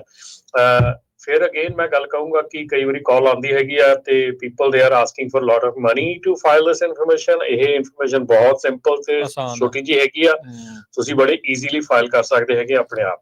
ਇੱਕ ਦੱਸਦਾ ਜਾਵਾਂ ਇੱਥੇ, ਇਸ ਤੋਂ ਪਹਿਲਾਂ ਤੁਸੀਂ ਹੋਰ ਡੈਡਲਾਈਨਸ ਦੱਸੋ। ਟ੍ਰੈਜਰੀ ਡਿਪਾਰਟਮੈਂਟ ਨੇ ਕਿਹਾ ਆ ਵੀ ਜਿਹੜੇ ਫਿਨਸਨ ਵਾਲੇ ਨਹੀਂ ਭਰਨਗੇ $10,000 ਤੱਕ ਦਾ ਸਮਾਲ ਬਿਜ਼ਨਸਿਸ ਨੂੰ ਅਸੀਂ ਜੁਰਮਾਨਾ ਜਿਹੜਾ ਉਹ ਪਾ ਸਕਦੇ ਹਾਂ ਜੇ ਉਹਨਾਂ ਨੇ ਆਪਣੀ ਨਵੀਂ ਰਿਪੋਰਟ ਸਮੇਂ ਸਿਰ ਜਿਹੜੀ ਉਹ ਫਾਈਲ ਨਹੀਂ ਕੀਤੀ। ਕਹਿੰਦੇ ਵੀ ਵਿਲਫੁਲੀ ਜਾਣ ਬੁੱਝ ਕੇ ਜੇ ਉਹਨਾਂ ਨੇ ਰਿਕੁਆਇਰਮੈਂਟਸ ਨੂੰ ਇਗਨੋਰ ਕੀਤਾ, ਵਾਇਲੇਟ ਕੀਤਾ, $10,000 ਤੱਕ ਦਾ ਜੁਰਮਾਨਾ। ਜਿੱਦਾਂ ਤੁਸੀਂ ਦੱਸਿਆ ਵੀ ਟੈਕਸਸ ਦੇ ਇੱਕ ਫੈਡਰਲ ਕੋਰਟ ਨੇ ਟੈਂਪਰੇਰੀ ਹਾਲਟ ਜਿਹੜਾ ਜ਼ਰੂਰ ਇਸ ਦੇ ਉੱਤੇ ਲਾਇਆ ਹੈਗਾ ਆ।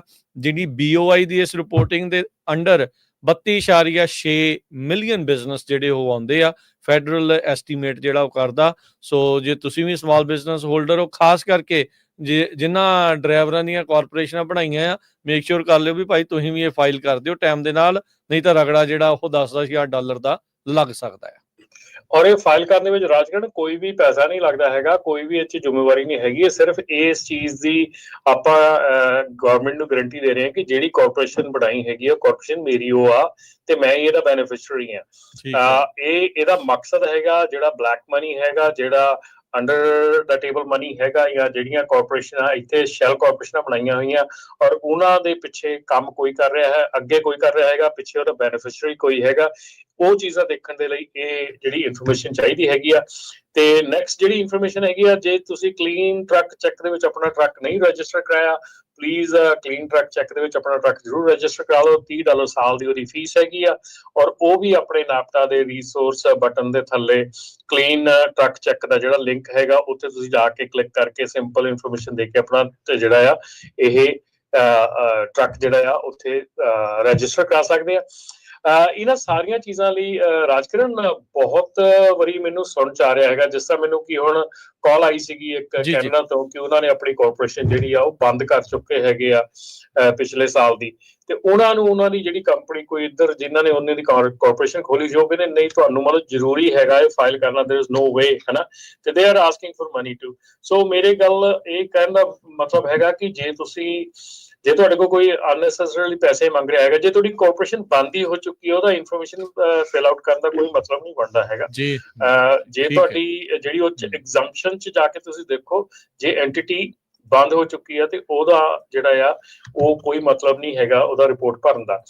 ਜਿਹੜੀ ਆਪਣੀ ਉੱਥੇ ਆਪਾਂ ਨਾਪਟਾ ਦੀ ਵੈਬਸਾਈਟ ਦੇ ਰਿਸੋਰਸ ਬਟਨ ਦੇ ਥੱਲੇ ਜਿਹੜੀ ਇਨਫੋਰਮੇਸ਼ਨ ਵਾਲਾ ਲਿੰਕ ਪਾਇਆ, ਉੱਤੇ ਲਿਖਿਆ ਆ ਕਿ prepare, how do I file, do I qualify for an exemption, how do I get FinCEN ID। ਉਹ ਇੱਕ ਬੰਨੇ ਲਿੰਕ ਹੈਗਾ, ਦੂਜੇ ਬੰਨੇ ਫਾਈਲਿੰਗ ਦਾ ਲਿੰਕ ਹੈਗਾ। ਸੋ ਤੁਸੀਂ ਦੋਨੋਂ ਲਿੰਕ ਜਿਹੜੇ ਆ ਪਹਿਲਾਂ ਤਿਆਰੀ ਕਰੋ, ਪਹਿਲਾਂ ਪ੍ਰੀਪੇਅਰ ਹੋ, ਪਹਿਲਾਂ ਪੜੋ ਸਾਰੀ, ਤਾਂ ਕਿ ਕੀ ਕਰਨਾ ਪੈਣਾ ਹੈ, ਮੁੜ ਕੇ ਜਾ ਕੇ ਫਾਈਲ ਕਰ ਦਿਓ। ਇਟਸ ਸਿੰਪਲ, ਠੀਕ ਹੈ ਨਾ। ਸੋ ਕਿਸੇ ਨੂੰ ਵੀ ਫੀਸ ਦੇਣ ਦੀ ਜਾਂ ਕੋਈ ਐਸੀ ਚੀਜ਼ ਦੇਣ ਦੀ ਕੋਈ ਐਸੀ ਖਾਸ ਲੋੜ ਨਹੀਂ ਹੈਗੀ। ਜੇ ਬਿਲਕੁਲ ਤੁਸੀਂ ਨਹੀਂ ਭਰ ਸਕਦੇ ਹੈਗੇ then you can take a help, but ਜੇ ਤੁਸੀਂ ਥੋੜਾ ਜਿਹਾ ਸਿੰਪਲੀ, ਬੱਚੇ ਵੀ ਆਪਣੇ ਜਿਹੜੇ ਘਰੇ ਆ ਪੜ੍ਹੇ ਲਿਖੇ ਆ ਸਾਰੇ, ਉਹਨਾਂ ਨੂੰ ਮੜ ਜਿਹਾ ਲੈ ਕੇ ਨਾਲ ਤੁਸੀਂ ਭਰ ਸਕਦੇ ਆ, ਕੋਈ ਵੱਡੇ ਕੰਮ ਨਹੀਂ ਹੈ, ਜ਼ਿਆਦਾ ਕੰਮ ਜੀ। ਆਪਣੇ ਨਾਲ ਕਾਲਰ ਜੁੜ ਰਹੇ ਨੇ, ਆਪਾਂ ਉਹਨਾਂ ਦੇ ਨਾਲ ਗੱਲ ਕਰਦੇ ਹਾਂ। ਕਰਨਜੀਤ ਜੀ, ਹਾਂਜੀ ਸਤਿ ਸ਼੍ਰੀ ਅਕਾਲ ਜੀ। ਹਾਂਜੀ ਸਤਿ ਸ਼੍ਰੀ ਅਕਾਲ ਜੀ। ਸਤਿ ਸ਼੍ਰੀ ਅਕਾਲ। ਹਾਂਜੀ, ਅਸੀਂ ਨਾ ਜੀ ਲੋਕਲ ਮੈਂ ਟਰੱਕ ਚਲਾ ਰਿਹਾ ਜੀ ਇੱਥੇ ਕੈਲੀਫੋਰਨੀਆ ਜੀ। ਹਾਂਜੀ, ਤੇ ਇੱਕ ਦਿਨ ਸਾਨੂੰ ਜੀ ਫੇਅਰਫੀਲਡ ਦੀ ਸਕੇਲ ਦੇ ਉੱਤੇ ਉਹਨਾਂ ਨੇ ਘੇਰਿਆ ਜਦੋਂ ਅਸੀਂ ਮੰਨ ਲਓ ਕਿਸੇ ਵੀ ਲੋਡ ਲਾਉਣ ਗਏ ਆ, ਤੇ ਉਸ ਤੋਂ ਬਾਅਦ ਆਪਾਂ ਨੇ ਚੈੱਕ ਇਨ ਕਰਾਈ ਆ ਔਨ ਡਿਊਟੀ ਦੇ ਵਿੱਚ। ਉਸ ਤੋਂ ਬਾਅਦ ਡੌਕ ਤੇ ਲਾ ਕੇ ਅਸੀਂ ਆਫ ਡਿਊਟੀ ਜਾਂ ਸਲੀਪ ਪਾਤੀ ਆ। ਉਹ ਕਹਿੰਦੇ ਤੁਸੀਂ ਇਹ ਪਾ ਨਹੀਂ ਸਕਦੇ ਸਲੀਪ, ਜਾਂ ਆਪਾਂ ਬ੍ਰੇਕ ਟਾਈਮ ਪਾਉਣੇ ਆ ਵੀ ਅੱਧਾ ਘੰਟਾ 2 ਘੰਟਾ ਜੇ ਆਪਾਂ ਨੂੰ ਲੱਗਦਾ ਤੇ ਉਹ ਕਿਸ ਤਰ੍ਹਾਂ ਲੀਗਲ ਆ ਜਾਂ ਅਨਲੀਗਲ ਆ ਜੀ? ਜੀ ਇਹਦੇ ਬਾਰੇ ਜਾਣਕਾਰੀ ਲੈਣੀ। ਜਦੋਂ ਤੁਸੀਂ ਕੰਮ ਤੇ ਹੈਗੇ ਆ ਜੀ, ਚਾਹੇ ਲੋਡਿੰਗ ਕਰ ਰਹੇ ਆ ਚਾਹੇ ਅਨਲੋਡਿੰਗ ਕਰ ਰਹੇ ਹੈਗੇ ਆ, ਜਦੋਂ ਤੁਸੀਂ ਕੰਮ ਤੇ ਹੈਗੇ ਆ ਡਜ਼ਨਟ ਮੈਟਰ ਤੁਸੀਂ ਕੀ ਕਰ ਰਹੇ ਹੈਗੇ, ਯਾਰਡ ਦੇ ਵਿੱਚ ਤੁਹਾਡੀ ਲੋਡਿੰਗ ਹੋ ਰਹੀ ਆ ਅਨਲੋਡਿੰਗ ਹੋ ਰਹੀ ਆ, ਤੁਸੀਂ ਆਫ ਡਿਊਟੀ ਹੈਗੇ ਆ ਨਾਟ ਡਰਾਈਵਿੰਗ, ਜਾਂ ਔਨ ਡਿਊਟੀ ਨਾਟ ਡਰਾਈਵਿੰਗ ਹੈਗੇ ਆ, ਤੁਸੀਂ ਸਲੀਪ 'ਚ ਨਹੀਂ ਜਾ ਸਕਦੇ ਉੱਥੇ। So that is for sure. ਆਪਾਂ ਪਾ ਦਿੰਦੇ ਆ ਸਲੀਪ, ਪਰ ਉੱਥੇ ਸਲੀਪ ਪੈ ਨਹੀਂ ਸਕਦੀ ਹੈਗੀ, ਕਿਉਂਕਿ ਤੁਹਾਨੂੰ ਫਿਰ ਉਹਨਾਂ ਨੇ ਜਦੋਂ ਸਲੀਪ ਜਿਹੜੀ ਆ ਉਹ ਤੁਹਾਡੀ ਡਿਸਟਰਬ ਨਹੀਂ ਹੋਣੀ ਚਾਹੀਦੀ, ਫਿਰ ਤੁਹਾਨੂੰ 2 ਘੰਟੇ ਬਾਅਦ 3 ਘੰਟੇ ਬਾਅਦ ਆਣ ਕੇ ਠਾ ਦਿੰਦੇ ਆ, ਫਿਰ ਆਪਾਂ ਸਲੀਪ ਤੋੜ ਦਿੰਦੇ। ਉਹ ਇੱਦਾਂ ਨਹੀਂ ਗੱਲ ਬਣਨੀ। ਸੋ ਇਹ ਗਲਤ ਹੈਗਾ। ਜਿਹੜੇ ਲਾ ਐਨਫੋਰਸਮੈਂਟ ਆ ਉਹ ਰਾਈਟ ਹੈਗੀ ਆ, ਤੁਸੀਂ ਉੱਥੇ ਔਨ ਡਿਊਟੀ ਨਾਟ ਡਰਾਈਵਿੰਗ ਜਾਂ ਆਫ ਡਿਊਟੀ ਨਾਟ ਡਰਾਈਵਿੰਗ ਦੇ ਵਿੱਚ ਜਾ ਸਕਦੇ। ਠੀਕ ਹੈ ਜੀ। ਨਹੀਂ ਜੀ, 1 ਮਿੰਟ, ਜਿੱਦਾਂ ਆਪਾਂ ਆਫ ਡਿਊਟੀ ਪਾ ਕੇ ਤੇ ਬ੍ਰੇਕ ਪਾ ਲਈ ਆ ਤੇ ਆਪਾਂ ਖਾਣਾ ਖਾ ਰਹੇ ਆ ਜਾਂ ਆਪਾਂ ਰੈਸਟ ਕਰਨ ਲੱਗ ਪਏ 10 ਮਿੰਟ ਜਾਂ ਅੱਧਾ ਘੰਟਾ ਜਿੰਨਾ ਵੀ, ਉਹ ਬ੍ਰੇਕ ਦੇ ਵਿੱਚ ਤਾਂ ਆਪਾਂ ਰਹਿ ਸਕਦੇ ਆ ਨਾ ਜਿੰਨਾ ਚਿਰ ਮਰਜ਼ੀ। ਜੇ ਆਪਾਂ ਨੂੰ ਅੱਧੇ ਘੰਟੇ ਤੁਸੀਂ ਬ੍ਰੇਕ 'ਚ ਦੇਖੋ, ਉਹਦੇ ਵਿੱਚ ਤੁਸੀਂ ਬ੍ਰੇਕ ਪਾ ਸਕਦੇ, ਤੁਸੀਂ ਆਫ ਡਿਊਟੀ ਜਾ ਸਕਦੇ ਉੱਥੇ, ਤੁਸੀਂ off duty on duty not driving ਜਾ ਸਕਦੇ ਨਾ। ਉਹ ਆਫ ਡਿਊਟੀ ਤੇ ਵੀ ਉਹਨੇ ਵਾਇਲੇਸ਼ਨ ਦਿੱਤੀ ਆ ਤੇ ਸਲੀਪ ਤੇ ਵੀ ਵਾਇਲੇਸ਼ਨ। ਕਿ ਆਫ ਡਿਊਟੀ ਤੇ ਕਹਿੰਦੇ ਵਾਇਲੇਸ਼ਨ ਦਿੱਤੀ ਆ? ਨਹੀਂ ਆਫ ਡਿਊਟੀ ਤੇ ਵਾਇਲੇਸ਼ਨ ਕਾਹਦੀ ਦਿੱਤੀ ਹੈ? ਕੀ ਤੇ ਤੁਸੀਂ ਕਹਿੰਦਾ ਟਰੱਕ ਤੋਂ ਬਾਹਰ ਜਾ ਕੇ ਵੇਟ ਕਰਦੇ ਰਹੇ। That's fine. ਜੇ ਮੈਂ ਆਫ ਡਿਊਟੀ ਹੈਗਾ ਤਾਂ ਮੈਂ ਟਰੱਕ ਤੋਂ ਬਾਹਰ ਜਾਵਾਂ ਜਾਂ ਅੰਦਰ ਜਾਵਾਂ, ਤੇ ਮੇਰੀ ਮਰਜ਼ੀ ਹੈ ਨਾ। ਗੱਲ ਤਾਂ ਉਹੀ ਹੈ ਨਾ ਵੀ ਗਲਤ ਅਸੀਂ ਲੋਡ ਦੀ ਵੇਟ ਕਰਨੀ ਆ ਜਾਂ ਲੋਡ ਸਾਨੂੰ ਨਹੀਂ ਅਗਲਾ ਮਿਲਿਆ ਤਾਂ ਹੁਣ ਚਲੋ ਬ੍ਰੇਕ ਤੇ ਆ। ਨਹੀਂ, ਤੁਸੀਂ ਸਲੀਪ ਦੀ ਗੱਲ ਕਰ ਰਹੇ ਆ। ਸਲੀਪ ਤੇ ਨਹੀਂ ਜਾ ਸਕਦੇ, ਆਫ ਡਿਊਟੀ ਤੇ ਜਾ ਸਕਦੇ। ਆਫ ਡਿਊਟੀ ਤੇ ਵੀ ਦਿੱਤੀ ਹੈ, ਸਲੀਪ ਤੇ 2-4 ਵਾਇਲੇਸ਼ਨਾਂ ਦਿੱਤੀਆਂ ਜੀ ਉਹਨੇ। ਇੱਕ ਤਾਂ 에ਅਰ ਲੀਕ ਆ, ਉਹ ਕੁਛ ਨਹੀਂ ਆਪਣਾ ਕੋਈ ਅੰਦਰ ਕਾਲਾ ਜਿਹਾ ਹੈਗਾ ਸੀ, ਉਹਨੇ 4 ਵਾਇਲੇਸ਼ਨਾਂ ਦਿੱਤੀਆਂ ਜੀ। ਜੀ ਕੋਈ ਗੱਲ ਨਹੀਂ ਭਾਜੀ, ਤੁਸੀਂ 5597018000 ਤੇ ਟੈਕਸ ਕਰਕੇ ਵਾਇਲੇਸ਼ਨ ਆਪਣੀਆਂ ਭੇਜ ਦਿਓ। ਤੇ ਪਰ ਡੈਫੀਨੇਟਲੀ ਜੇ ਕੋਈ ਵੀ ਐਸੀ ਚੀਜ਼ ਹੈਗੀ ਆਪਾਂ ਕਹਿ ਦਿੰਦੇ ਆ, ਕੋਈ ਨਹੀਂ, ਉਹ ਸਿੰਪਲ ਜੀ ਗੱਲ ਸੀਗੀ। ਪਰ ਜੇ 에ਅਰ ਲੀਕ ਆ ਤੇ 에ਅਰ ਲੀਕ ਆ, 에ਅਰ ਲੀਕ ਤੇ ਚਾਹੇ ਇੱਕ ਸੂਈ ਦੀ ਆ ਤੇ ਚਾਹੇ ਇੱਕ ਮਤਲਬ ਪੂਰੀ ਪਾਈਪ ਫਟੀ ਆ, ਉਹ ਸੇਮ ਹੀ ਚੀਜ਼ ਆ। 에ਅਰ ਲੀਕ ਤਾਂ 에ਅਰ ਲੀਕ ਹੀ ਆ। ਜੀ ਬਿਲਕੁਲ। ਅਗਲੇ ਜਿਹੜੇ ਕਾਲਰ ਨੇ ਕੁਲਦੀਪ ਜੀ, ਸਤਿ ਸ਼੍ਰੀ ਅਕਾਲ ਜੀ। ਤਿੰਨੇ ਵੀਰਾਂ ਨੂੰ ਸਤਿ ਸ਼੍ਰੀ ਅਕਾਲ। ਸਤਿ ਸ਼੍ਰੀ ਅਕਾਲ ਜੀ। ਮੈਂ ਸੁਣਦਾ ਸੀ ਪਿਆ ਕਾਲ ਫਰੇਟ ਵਾਲਿਆਂ ਦੇ ਪ੍ਰਤੀ ਨਿਊਜ਼। ਇਹ ਸਾਡੇ ਇਲਾਕੇ 'ਚ ਹੀ ਆ, ਉਹਨਾਂ ਦਾ ਯਾਰ ਬਹੁਤ ਤਗੜਾ ਜੀ, ਤੇ ਬੰਦੇ ਬੜੇ ਨਾਈਸ ਆ, ਹੈਲਪਫੁਲ ਆ, ਤੇ ਉਹ ਆਪਣੇ ਬੰਦੇ ਆ ਉਹਨਾਂ ਨੂੰ ਡੈਮੇਜ ਕਰਨ ਵਾਲੇ। ਮੈਂ ਨਾਂ ਨਹੀਂ ਦੱਸਣਾ ਉਹਨਾਂ ਦਾ ਔਨ ਏਅਰ। ਤੇ ਉਹਨਾਂ ਨੇ ਹੈਲਪ ਕੀਤੀ ਸੀ ਕਿਸੇ ਦੀ, ਕਿਸੇ ਨੇ ਬੈਂਕਰਪਸੀ ਫਾਈਲ ਕੀਤੀ ਸੀ, ਤੇ ਉਹ ਫਿਰ ਬਾਅਦ 'ਚ ਕਹਿੰਦੇ ਵੀ ਭਾਜੀ ਇੱਦਾਂ ਇੱਦਾਂ ਸਾਡਾ ਸਾਰਾ ਕੁਝ ਚੌੜ ਹੋ ਗਿਆ ਤੇ ਸਾਡੀ ਹੈਲਪ ਕਰ ਦਿਓ। ਉਹਨਾਂ ਨੇ ਹੈਲਪ ਕੀਤੀ ਸੀ ਤੇ ਉਹਨਾਂ ਬੰਦਿਆਂ ਨੇ ਵਿੱਚ ਵੜ ਕੇ ਮਿਲੀਅਨਸ ਡਾਲਰਾਂ ਦਾ ਉਹਨਾਂ ਦਾ ਡੈਮੇਜ ਕੀਤਾ ਫਰਾਡ ਕਰਕੇ। ਉਹਦੇ ਕਾਰਨ ਫਿਰ ਉਹਨਾਂ ਨੂੰ ਬੈਂਕਰਪਸੀ ਕਰਨੀ ਪਈ ਆ ਹੁਣ। ਤੇ ਉਹ ਬੜੇ ਹੈਲਪਫੁਲ ਬੰਦੇ ਆ। ਸਾਡੇ ਉੱਥੇ ਗੁਰੂ ਘਰ ਨੂੰ ਵੀ ਚੰਗੀ ਸਪੋਰਟ ਕੀਤੀ ਉਹਨਾਂ ਨੇ, ਕਈ ਮਿਲੀਅਨਾਂ ਦੀ ਜਗ੍ਹਾ ਲੈ ਕੇ ਦਿੱਤੀ ਆ। ਤੇ ਉਹ ਏਦਾਂ ਆਪਣੇ ਬੰਦਿਆਂ ਤੋਂ ਬਚ ਕੇ ਰਹਿਣਾ ਚਾਹੀਦਾ, ਇਹੀ ਕਰਦੇ ਬਹੁਤਾ ਫੇਰ ਤੇ ਉਹਦਾ ਖੈਰ ਆ, ਉਹ ਬੜੀ ਤਗੜੀ ਸਾਮੀ ਆ, ਹੋ ਜਾਣਾ ਉਹਨਾਂ ਨੇ ਸਟੇਬਲ। ਜੀ ਥੈਂਕ ਯੂ ਜੀ, ਧੰਨਵਾਦ ਜੀ। ਸੋ ਆਪਾਂ ਤਾਂ ਨਿਊਜ਼ ਸ਼ੇਅਰ ਚਾਹੁੰਦਾ ਵੀ ਆਪਾਂ ਕੋਈ ਇਦਾਂ ਨਹੀਂ ਕਿਹਾ ਉਹਨਾਂ ਦੇ ਆਪਣੇ ਬੰਦੇ ਹੀ ਮਤਲਬ ਕਰਦੇ ਆ ਬਹੁਤੇ ਕੰਮ। ਉਹਨਾਂ ਨੇ ਹੈਲਪ ਕੀਤੀ ਸੀ ਕਿਸੇ ਦੀ ਤੇ ਉਹਨੇ ਚੂਨਾ ਲਾਇਆ ਟਿਕਾ ਕੇ ਉਹਨੂੰ। ਠੀਕ ਹੈ ਜੀ। ਤੇ ਬਾਕੀ ਬਹੁਤ ਵਧੀਆ ਇਨਫੋਰਮੇਸ਼ਨ ਦੇ ਰਹੇ ਹੋ, ਥੈਂਕ ਯੂ ਬਹੁਤ ਸਾਰਾ। ਮਿਹਰਬਾਨੀ ਜੀ, ਸਾਰੀਆਂ ਦੁਆਵਾਂ। ਧੰਨਵਾਦ ਜੀ, ਥੈਂਕ ਯੂ ਜੀ। ਅਭੀ ਜੀ, ਹਾਂਜੀ ਸਤਿ ਸ਼੍ਰੀ ਅਕਾਲ ਜੀ। ਪੰਜਾਬੀ ਰੇਡੀਓ ਟੀਮ ਤੇ ਸੁਣਨ ਵਾਲੇ ਜਿੰਨੇ ਵੀ ਸਾਰੇ ਸਰੋਤੇ ਹੈਗੇ, ਸਤਿ ਸ਼੍ਰੀ ਅਕਾਲ। ਸਤਿ ਸ਼੍ਰੀ ਅਕਾਲ ਜੀ।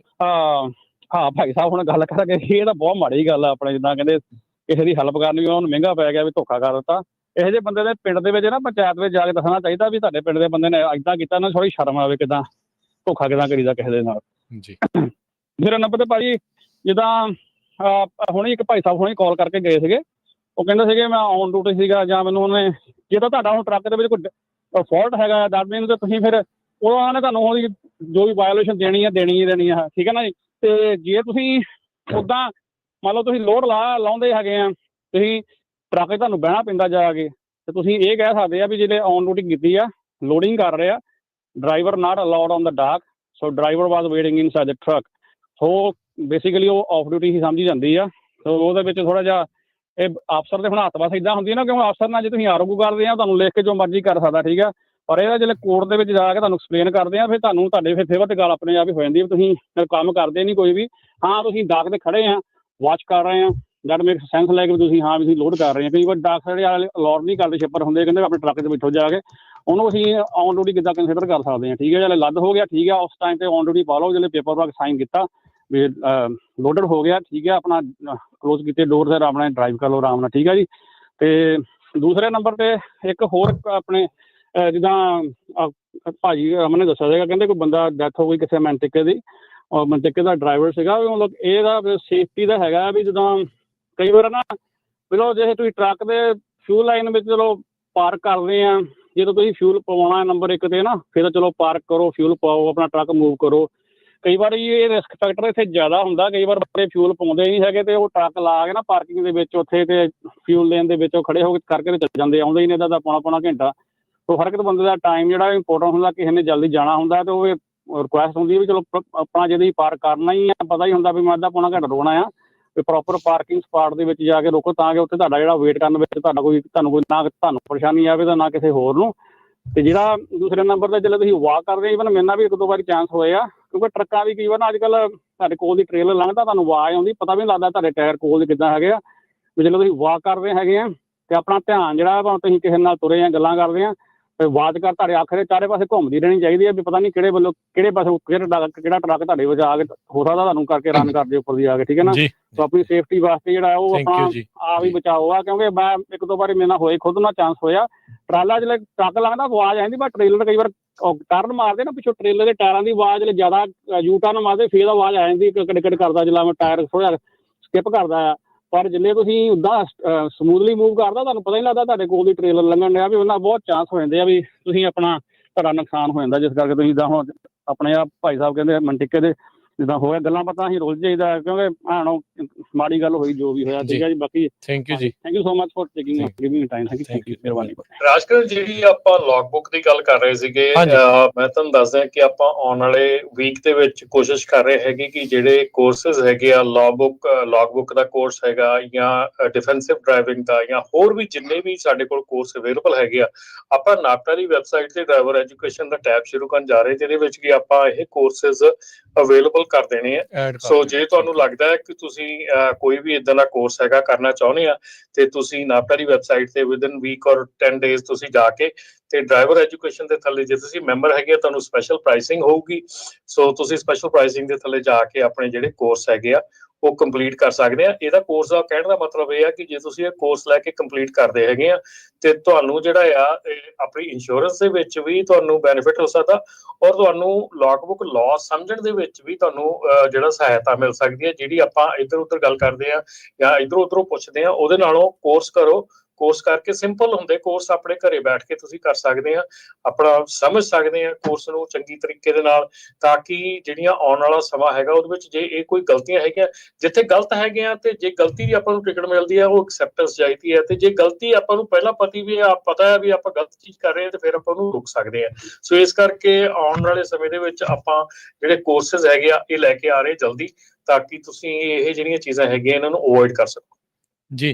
ਤੇ ਹਰਜੋਤ ਜੀ, ਰਮਨ ਜੀ ਆਪਣੇ ਨਾਲ ਊੜਾ ਡੈਟ ਰਿਲੀਫ ਤੋਂ ਨਿਰਮਲ ਸਿੰਘ ਮਾਨ ਜੀ, ਉਹ ਵੀ ਆਪਣੇ ਨਾਲ ਹੁਣ ਜੁੜ ਚੁੱਕੇ ਆ। ਕੁਝ ਵਿਚਾਰ ਜਿਹੜੇ ਆਪਾਂ ਉਹਨਾਂ ਦੇ ਵੀ ਜਿਹੜਾ ਉਹ ਸੁਣਦੇ ਆ। ਨਿਰਮਲ ਭਾਜੀ, ਜੀ ਆਇਆਂ ਨੂੰ, ਸਵਾਗਤ ਹੈ, ਸਤਿ ਸ੍ਰੀ ਅਕਾਲ ਜੀ। ਸਤਿ ਸ੍ਰੀ ਅਕਾਲ ਜੀ, ਥੈਂਕ ਯੂ ਸਾਰੇ ਭਰਾਵਾਂ ਨੂੰ, thank you very much, thank you. Sat Sri ਅਕਾਲ ਜੀ। ਤੇ ਹਰਜੋਤ ਜੀ ਆਪਣੇ ਨਾਲ ਜਿੱਦਾਂ ਨਿਰਮਲ ਮਾਨ ਜੀ ਜੁੜੇ ਆ, ਸੋ ਊੜਾ ਡੈਟ ਰਿਲੀਫ ਵਾਲੇ, ਜਿੱਦਾਂ ਆਪਾਂ ਨੂੰ ਪਤਾ ਵੀ ਸਿਚੁਏਸ਼ਨ ਪਤਾ ਨਹੀਂ ਹੁੰਦਾ ਕਦੋਂ ਕਿੱਦਾਂ ਜਿਹੜੀ ਚੱਲ ਜਾਂਦੀ ਹੈ। ਤੁਹਾਡੇ ਇਲਾਕੇ ਦੇ ਬੰਦਿਆਂ ਦਾ ਜਿਹੜਾ ਆਪਾਂ ਖਬਰ ਜਿਹੜੀ ਉਹ ਕੀਤੀ ਸੀ, ਉੱਧਰਲੇ ਪਾਸੇ ਜਿਹੜੇ ਕੈਲਫਰੇਟ ਵਾਲਿਆਂ ਦੀ ਬੈਂਕਰਪਸੀ ਹੋਈ ਸੀ, ਕਾਰਨ ਕੋਈ ਵੀ ਜਿਹੜਾ ਉਹ ਹੋ ਸਕਦਾ ਆ, ਡੈਟ ਦੇ ਕਾਰਨ ਜਿਹੜੇ ਉਹ ਬਣ ਜਾਂਦੇ ਆ, ਕਈ ਹੋਰ ਕਾਰਨ ਜਿਹੜੇ ਉਹ ਬਣ ਜਾਂਦੇ ਆ। ਤੁਸੀਂ ਊੜਾ ਡੈਟ ਰਿਲੀਫ ਤੋਂ ਅਜਿਹੇ ਮਾਮਲਿਆਂ ਦੇ ਵਿੱਚ ਕਿੱਦਾਂ ਮਦਦ ਕਰ ਸਕਦੇ ਆ? ਜੀ ਬਿਲਕੁਲ, ਆਈ ਥਿੰਕ ਮੈਂ ਆਲਮੋਸਟ ਹਰ ਰੋਜ਼ ਹੀ ਜਿੱਦਾਂ ਮੈਂ ਪੰਜਾਬੀ ਰੇਡੀਓ USA ਤੇ ਵੀ ਔਰ ਬਾਕੀ ਜਿੱਦਾਂ ਆਪਣੇ ਕਸਟਮਰਸ ਨੂੰ ਵੀ ਹਮੇਸ਼ਾ ਹੀ ਸੁਨੇਹਾ ਦਿੰਦੇ ਰਹਿੰਦੇ ਆ ਰਾਜਕਰਨ, ਕਿ ਬਿਲਕੁਲ ਲਾਸਟ ਸਟੇਜ ਤੇ ਆ ਕੇ ਜਦੋਂ ਬੈਂਕਰਪਸੀ ਸਿਚੁਏਸ਼ਨ ਆ ਜਾਏ ਉਦੋਂ ਹੀ ਨਾ ਐਕਟ ਕਰੋ। ਓਵਰਆਲ ਜਦੋਂ ਵੀ ਕਦੋਂ ਵੀ ਕਿਸੇ ਨੂੰ ਕੋਈ ਬਿਮਾਰੀ ਹੁੰਦੀ ਆ ਜਾਂ ਕੋਈ ਇਸ਼ੂ ਹੁੰਦਾ ਲਾਈਫ ਦੇ ਵਿੱਚ, ਉਦੋਂ ਵੀ ਥੋੜੇ ਜਿਹੇ ਇੰਡੀਕੇਸ਼ਨਸ ਪਹਿਲਾਂ ਆਉਣ ਲੱਗ ਪੈਂਦੇ ਨੇ। I think same scenario bankruptcy, ਜੇ ਫਾਈਨੈਂਸ਼ੀਅਲ ਹਾਰਡਸ਼ਿਪ 'ਚ ਕੋਈ ਵੀ ਕੰਪਨੀ ਜਾਂ ਇਨਸਾਨ ਹੁੰਦਾ, ਸੋ ਉਹਨੂੰ ਸਿੰਪਲ ਇੰਡੀਕੇਸ਼ਨ ਹੈ, ਜੇ ਤੁਸੀਂ ਕ੍ਰੈਡਿਟ ਕਾਰਡ ਦੇ ਉੱਤੇ ਬੈਠੇ ਹੋ ਤਾਂ ਤੁਹਾਨੂੰ 2-3 if you start paying minimum payments ਹਰ ਮਹੀਨੇ ਕਰਨ ਲੱਗ ਪੈਂਦੇ ਹੋ, ਤਾਂ ਇਹਦਾ ਤਰੀਕਾ ਇਹੀ ਹੈ ਕਿ ਤੁਹਾਨੂੰ ਦਿਸ ਇਜ਼ ਇੱਕ ਇੰਡੀਕੇਸ਼ਨ ਹੈ ਕਿ ਤੁਹਾਨੂੰ ਫਾਈਨੈਂਸ਼ੀਅਲ ਜਿਹੜੀ ਹਾਰਡਸ਼ਿਪ, ਮੈਂ ਤਾਂ ਕਹਿੰਦਾ ਕਿ 3 ਮਹੀਨੇ 'ਚ ਤੁਸੀਂ ਮਿਨੀਮਮ ਪੇਮੈਂਟ ਕਰ ਰਹੇ ਹੋ ਤੇ ਹਾਰਡਸ਼ਿਪ ਤੁਹਾਨੂੰ ਆਉਣ ਲੱਗ ਪਈ ਆ। ਔਰ ਉਹਦੇ ਵਾਸਤੇ ਆਪਸ਼ਨਸ ਬਹੁਤ ਨੇ ਤੁਹਾਡੇ ਵਾਸਤੇ। ਡੈਟ ਕੰਸੋਲੀਡੇਸ਼ਨ, ਡੈਟ ਸੈਟਲਮੈਂਟ ਹੈ, ਬੈਂਕਰਪਸੀ, ਆਫ ਕੋਰਸ ਬੈਂਕਰਪਸੀ ਵੀ ਹੈਗੀ ਹੈ। ਬੈਂਕਰਪਸੀ ਦੇ ਵਿੱਚ ਆਪਣੇ ਚੈਲੰਜਸ ਨੇ, ਕਿਉਂਕਿ ਚਾਹੇ ਚੈਪਟਰ 7 ਹੈ, 11 ਹੈ, 13 ਹੈ, ਔਰ ਤੁਹਾਨੂੰ ਮੋਸਟਲੀ ਆਪਣਾ ਜੇ ਚੀਜ਼ਾਂ ਜਿਹੜੀਆਂ ਨੇ ਲਿਕੁਇਡੇਟ ਕਰਨੀਆਂ ਪੈਂਦੀਆਂ ਨੇ। ਔਰ ਚੈਪਟਰ 13 ਦੇ ਵਿੱਚ ਫਿਰ ਤੁਹਾਨੂੰ ਡੈਟ ਰੀਸਟਰਕਚਰ ਕਰਨਾ ਪੈਂਦਾ। ਜਦੋਂ ਤੁਸੀਂ ਹੁਣ ਕੈਲਕੁਲੇਟ ਦੀ ਗੱਲ ਕਰ ਰਹੇ ਹੋ, ਉਹਨਾਂ ਨੂੰ ਡੈਟ ਰੀਸਟਰਕਚਰ ਕਰਕੇ ਜਿਹੜਾ ਸਮਾਨ ਜਿੰਨਾ ਵੀ ਵੇਚ ਸਕਦੇ ਉਹਨੂੰ ਵੇਚ ਕੇ, ਔਰ ਜਿਹੜਾ ਬਾਕੀ ਜਿਹੜੀ ਚੀਜ਼ਾਂ ਨੇ ਉਹ ਕਿੰਨਾ ਪੇ ਕਰ ਸਕਦੇ ਉਹਨੂੰ ਫਿਰ ਪੇਮੈਂਟਾਂ ਬਣਾਉਣੀਆਂ ਪੈਣੀਆਂ ਨੇ। ਤੇ ਜਿਹੜਾ ਸੈਟਲਮੈਂਟ ਦਾ ਆਪਸ਼ਨ ਹੈ, ਜਿਹਦੇ ਵਿੱਚ ਸਿਰਫ ਪਿਓਰਲੀ ਆਪਾਂ ਫਰਮ ਡੇ 1 ਨਾ ਤੁਹਾਨੂੰ ਕੁਝ ਲਿਕੁਇਡੇਟ ਕਰਨਾ ਪੈਂਦਾ, ਨਾ ਤੁਹਾਨੂੰ ਆਪਣਾ ਸਾਰਾ ਚੀਜ਼ਾਂ ਲਿਕੁਇਡੇਟ, ਕੁਝ ਚੀਜ਼ਾਂ ਨੂੰ ਡੈਟ ਰੀਸਟਰਕਚਰ ਪੇਮੈਂਟ ਵੀ ਨਹੀਂ ਕਰਨੀ ਪੈਣੀ। ਔਰ ਪਲੱਸ ਤੁਹਾਡੇ ਬੈਂਕਰਪਸੀ ਜਿਹੜੀ ਤੁਹਾਡੇ ਰੈਕਡ ਦੇ ਉੱਤੇ ਅਗਲੇ 7 ਤੋਂ 10 ਸਾਲ ਉਹ ਨਹੀਂ ਆਉਣੀ। ਸੋ ਜਿਹੜੀ ਬੈਂਕਰਪਸੀ ਹੈ ਅਗਲੇ 7 ਤੋਂ 10 ਸਾਲ ਵਾਸਤੇ ਤੁਹਾਡੇ ਇੱਕ ਤਰ੍ਹਾਂ ਦੀ ਫਾਈਨੈਂਸ਼ੀਅਲ ਸੁਸਾਈਡ ਹੈ, ਬਜਾਏ ਇਹਦੇ ਕਿ ਤੁਸੀਂ ਅਗਲੇ 7 ਤੋਂ 10 ਸਾਲ ਆਪਣਾ ਸਾਰਾ ਸਿਸਟਮ ਨੂੰ ਇੱਕ ਤਰ੍ਹਾਂ ਡੀਐਕਟੀਵੇਟ ਕਰ ਦਿਓ ਜਾਂ ਦੁਬਾਰਾ। ਕਿਉਂਕਿ ਹੁਣ ਦੇਖੋ ਚੀਜ਼ਾਂ ਸ਼ਾਰਟ ਟਰਮ ਨੇ, ਹੋ ਸਕਦਾ ਅਗਲੇ 6 ਮਹੀਨੇ ਜਾਂ ਸਾਲ ਦੇ ਵਿੱਚ ਚੀਜ਼ਾਂ ਦੁਬਾਰਾ ਪ੍ਰੋਪਰ ਠੀਕ ਹੋਣ ਲੱਗ ਪਣ। ਪਰ ਜਿਹਨੇ ਬੈਂਕਰਪਸੀ ਕਰ ਦਿੱਤੀ ਉਹ ਅਗਲੇ 7 ਤੋਂ 10 ਸਾਲ ਤੱਕ ਤੇ ਬਿਲਕੁਲ ਉਹਨਾਂ ਨੂੰ ਵਾਸਤੇ ਜਾਂ ਉਹਨਾਂ ਨੂੰ ਕਿਸੇ ਹੋਰ ਦਾ ਕ੍ਰੈਡਿਟ ਕਾਰਡ ਯੂਜ਼ ਕਰਨਾ ਪੈਣਾ, ਇਨਫੋਰਮੇਸ਼ਨ ਯੂਜ਼ ਕਰਨੀ ਪੈਣੀ ਹੈ। ਜੇ ਕ੍ਰੈਡਿਟ ਜਾਂ ਡੈਟ ਜਾਂ ਬਣਾਉਣਗੇ ਵੀ ਪਰਸਨਲੀ, ਉਹ ਕਿਸੇ ਹੋਰ ਦਾ ਬਣਾਉਣਾ ਪੈਣਾ। ਔਰ ਇਹਨੂੰ ਅਵੋਇਡ ਕਰਨ ਵਾਸਤੇ ਆਪਾਂ ਇਹੀ ਕਰ ਸਕਦੇ ਹਾਂ ਕਿ ਬੈਂਕਰਪਸੀ ਨੂੰ ਅਵੋਇਡ ਕੀਤਾ ਜਾਏ ਤੇ ਸੈਟਲਮੈਂਟ ਕੀਤੀ ਜਾਏ। ਔਰ ਸੈਟਲਮੈਂਟ ਦੇ ਵਿੱਚ ਇਹੀ ਹੈ ਕਿ ਆਪਾਂ ਵੀ ਕੈਨ ਸੇਵ ਅਪ ਟੂ 60% ਜਿਹੜਾ ਤੁਹਾਡਾ ਆਊਟਸਟੈਂਡਿੰਗ ਡੈਟ ਹੈ, ਔਰ ਜਿਹੜੇ ਬਾਕੀ 40% ਰਹਿ ਜਾਂਦੇ ਰਾਜ, ਉਹਨਾਂ ਨੂੰ ਆਪਾਂ ਮਿਨੀਮਮ ਪੇਮੈਂਟਸ ਦੇ ਵਿੱਚ ਪੇ ਕਰਵਾ ਸਕਦੇ ਹਾਂ। ਦ ਬਿਊਟੀ ਅਬਾਊਟ ਇਜ਼ ਕਿ ਜਦੋਂ ਤੁਸੀਂ, ਮੈਂ ਕਹਿੰਦਾ ਕਿ 60% ਬਚ ਜਾਂਦੇ ਨੇ, ਦੈਟ ਇਨਕਲੂਡਸ ਜਿਹੜਾ ਤੁਹਾਡਾ ਸੈਟਲਮੈਂਟ ਹੈ, ਤੁਹਾਡੀ ਲੇਟ ਫੀਸ ਹੈ, ਫਾਈਨੈਂਸ ਚਾਰजेस ਨੇ, ਇਨਕਲੂਡਿੰਗ ਐਵਰੀਥਿੰਗ, ਸਾਡੀਆਂ ਫੀਸਾਂ ਪੇ ਕੇ they can still save up to 60%। ਜੀ ਨਹੀਂ ਬਿਲਕੁਲ। ਜੀ ਹਰਜੋਤ ਸਿੰਘ ਜੀ ਨਿਰਮਲ ਜੀ, ਬਹੁਤ ਸਾਰੇ ਮੈਂ ਦੇਖਦਾ ਖਬਰਾਂ ਵੀ ਆਉਂਦੀਆਂ ਰਹਿੰਦੀਆਂ, ਡੈਪਟ ਰਿਲੀਫ ਦੇ ਵਿੱਚ ਵੀ ਬਹੁਤ ਸਕੈਮ ਚੱਲਦੇ ਹੈਗੇ ਆ। ਤੁਸੀਂ ਇਸ ਬਿਜ਼ਨਸ 'ਚ ਬਹੁਤ ਸਾਲਾਂ ਤੋਂ ਆ, ਉਹਦੇ ਬਾਰੇ ਜ਼ਰੂਰ ਥੋੜਾ ਜਿਹਾ ਡਿਸਕਸ ਕਰੋ ਵੀ ਕਿੱਦਾਂ ਜਿਹੜੇ ਕਈ ਹੋਰ ਕੰਪਨੀਆਂ ਵੀ ਆ ਤੁਹਾਨੂੰ ਕਾਲਾਂ ਆਉਂਦੀਆਂ, ਉਹ ਸਕੈਮ ਤੋਂ ਕਿੱਦਾਂ ਬਚਣਾ। ਬਿਲਕੁਲ ਹਾਂਜੀ ਹਰਜੋਤ ਭਾਜੀ, ਬਹੁਤ ਹੀ ਇੰਪੋਰਟੈਂਟ ਗੱਲ ਤੁਸੀਂ ਇਹ ਪੁਆਇੰਟ ਕੀਤਾ। ਔਰ ਖਾਸ ਕਰਕੇ ਜਿਹੜਾ ਫਾਈਨੈਂਸ਼ੀਅਲ ਸਕੈਮ ਨੇ, ਜਿਹਦੇ ਵਿੱਚ ਤੁਹਾਨੂੰ ਕੋਈ ਵੀ ਚੀਜ਼ ਵੇਚਣੀ ਲੈਣੀ ਨਹੀਂ ਹੁੰਦੀ, ਕਿ ਤੁਸੀਂ ਕੋਈ ਸਮਾਨ ਖਰੀਦਦੇ ਹੋ ਜਾਂ ਕੋਈ ਵੀ ਮਟੀਰੀਅਲਿਸਟਿਕ ਥਿੰਗ ਹੈ, ਤੁਸੀਂ ਤੁਹਾਨੂੰ ਮੇਲ ਸ਼ਿਪ ਕਰਦਾ, ਤੁਸੀਂ ਪੈਸੇ ਦਿੰਦੇ ਹੋ। ਫਾਈਨੈਂਸ਼ੀਅਲ ਸਕੈਮ ਤੁਹਾਡੇ ਕੋਲ ਕੋਈ ਵੀ ਪੈਸਾ ਕਿਤੋਂ ਵੀ, ਔਰ ਖਾਸ ਕਰਕੇ ਇਦਾਂ ਦੀ ਫਾਈਨੈਂਸ਼ੀਅਲ ਸਕੈਮ ਦੀ ਕਾਲਾਂ ਇੰਡੀਆ ਤੋਂ ਬਹੁਤ ਜ਼ਿਆਦਾ ਓਰੀਜਿਨੇਟ ਹੁੰਦੀਆਂ ਨੇ, ਬਹੁਤ ਜ਼ਿਆਦਾ ਓਰੀਜਿਨੇਟ ਹੁੰਦੀਆਂ ਨੇ।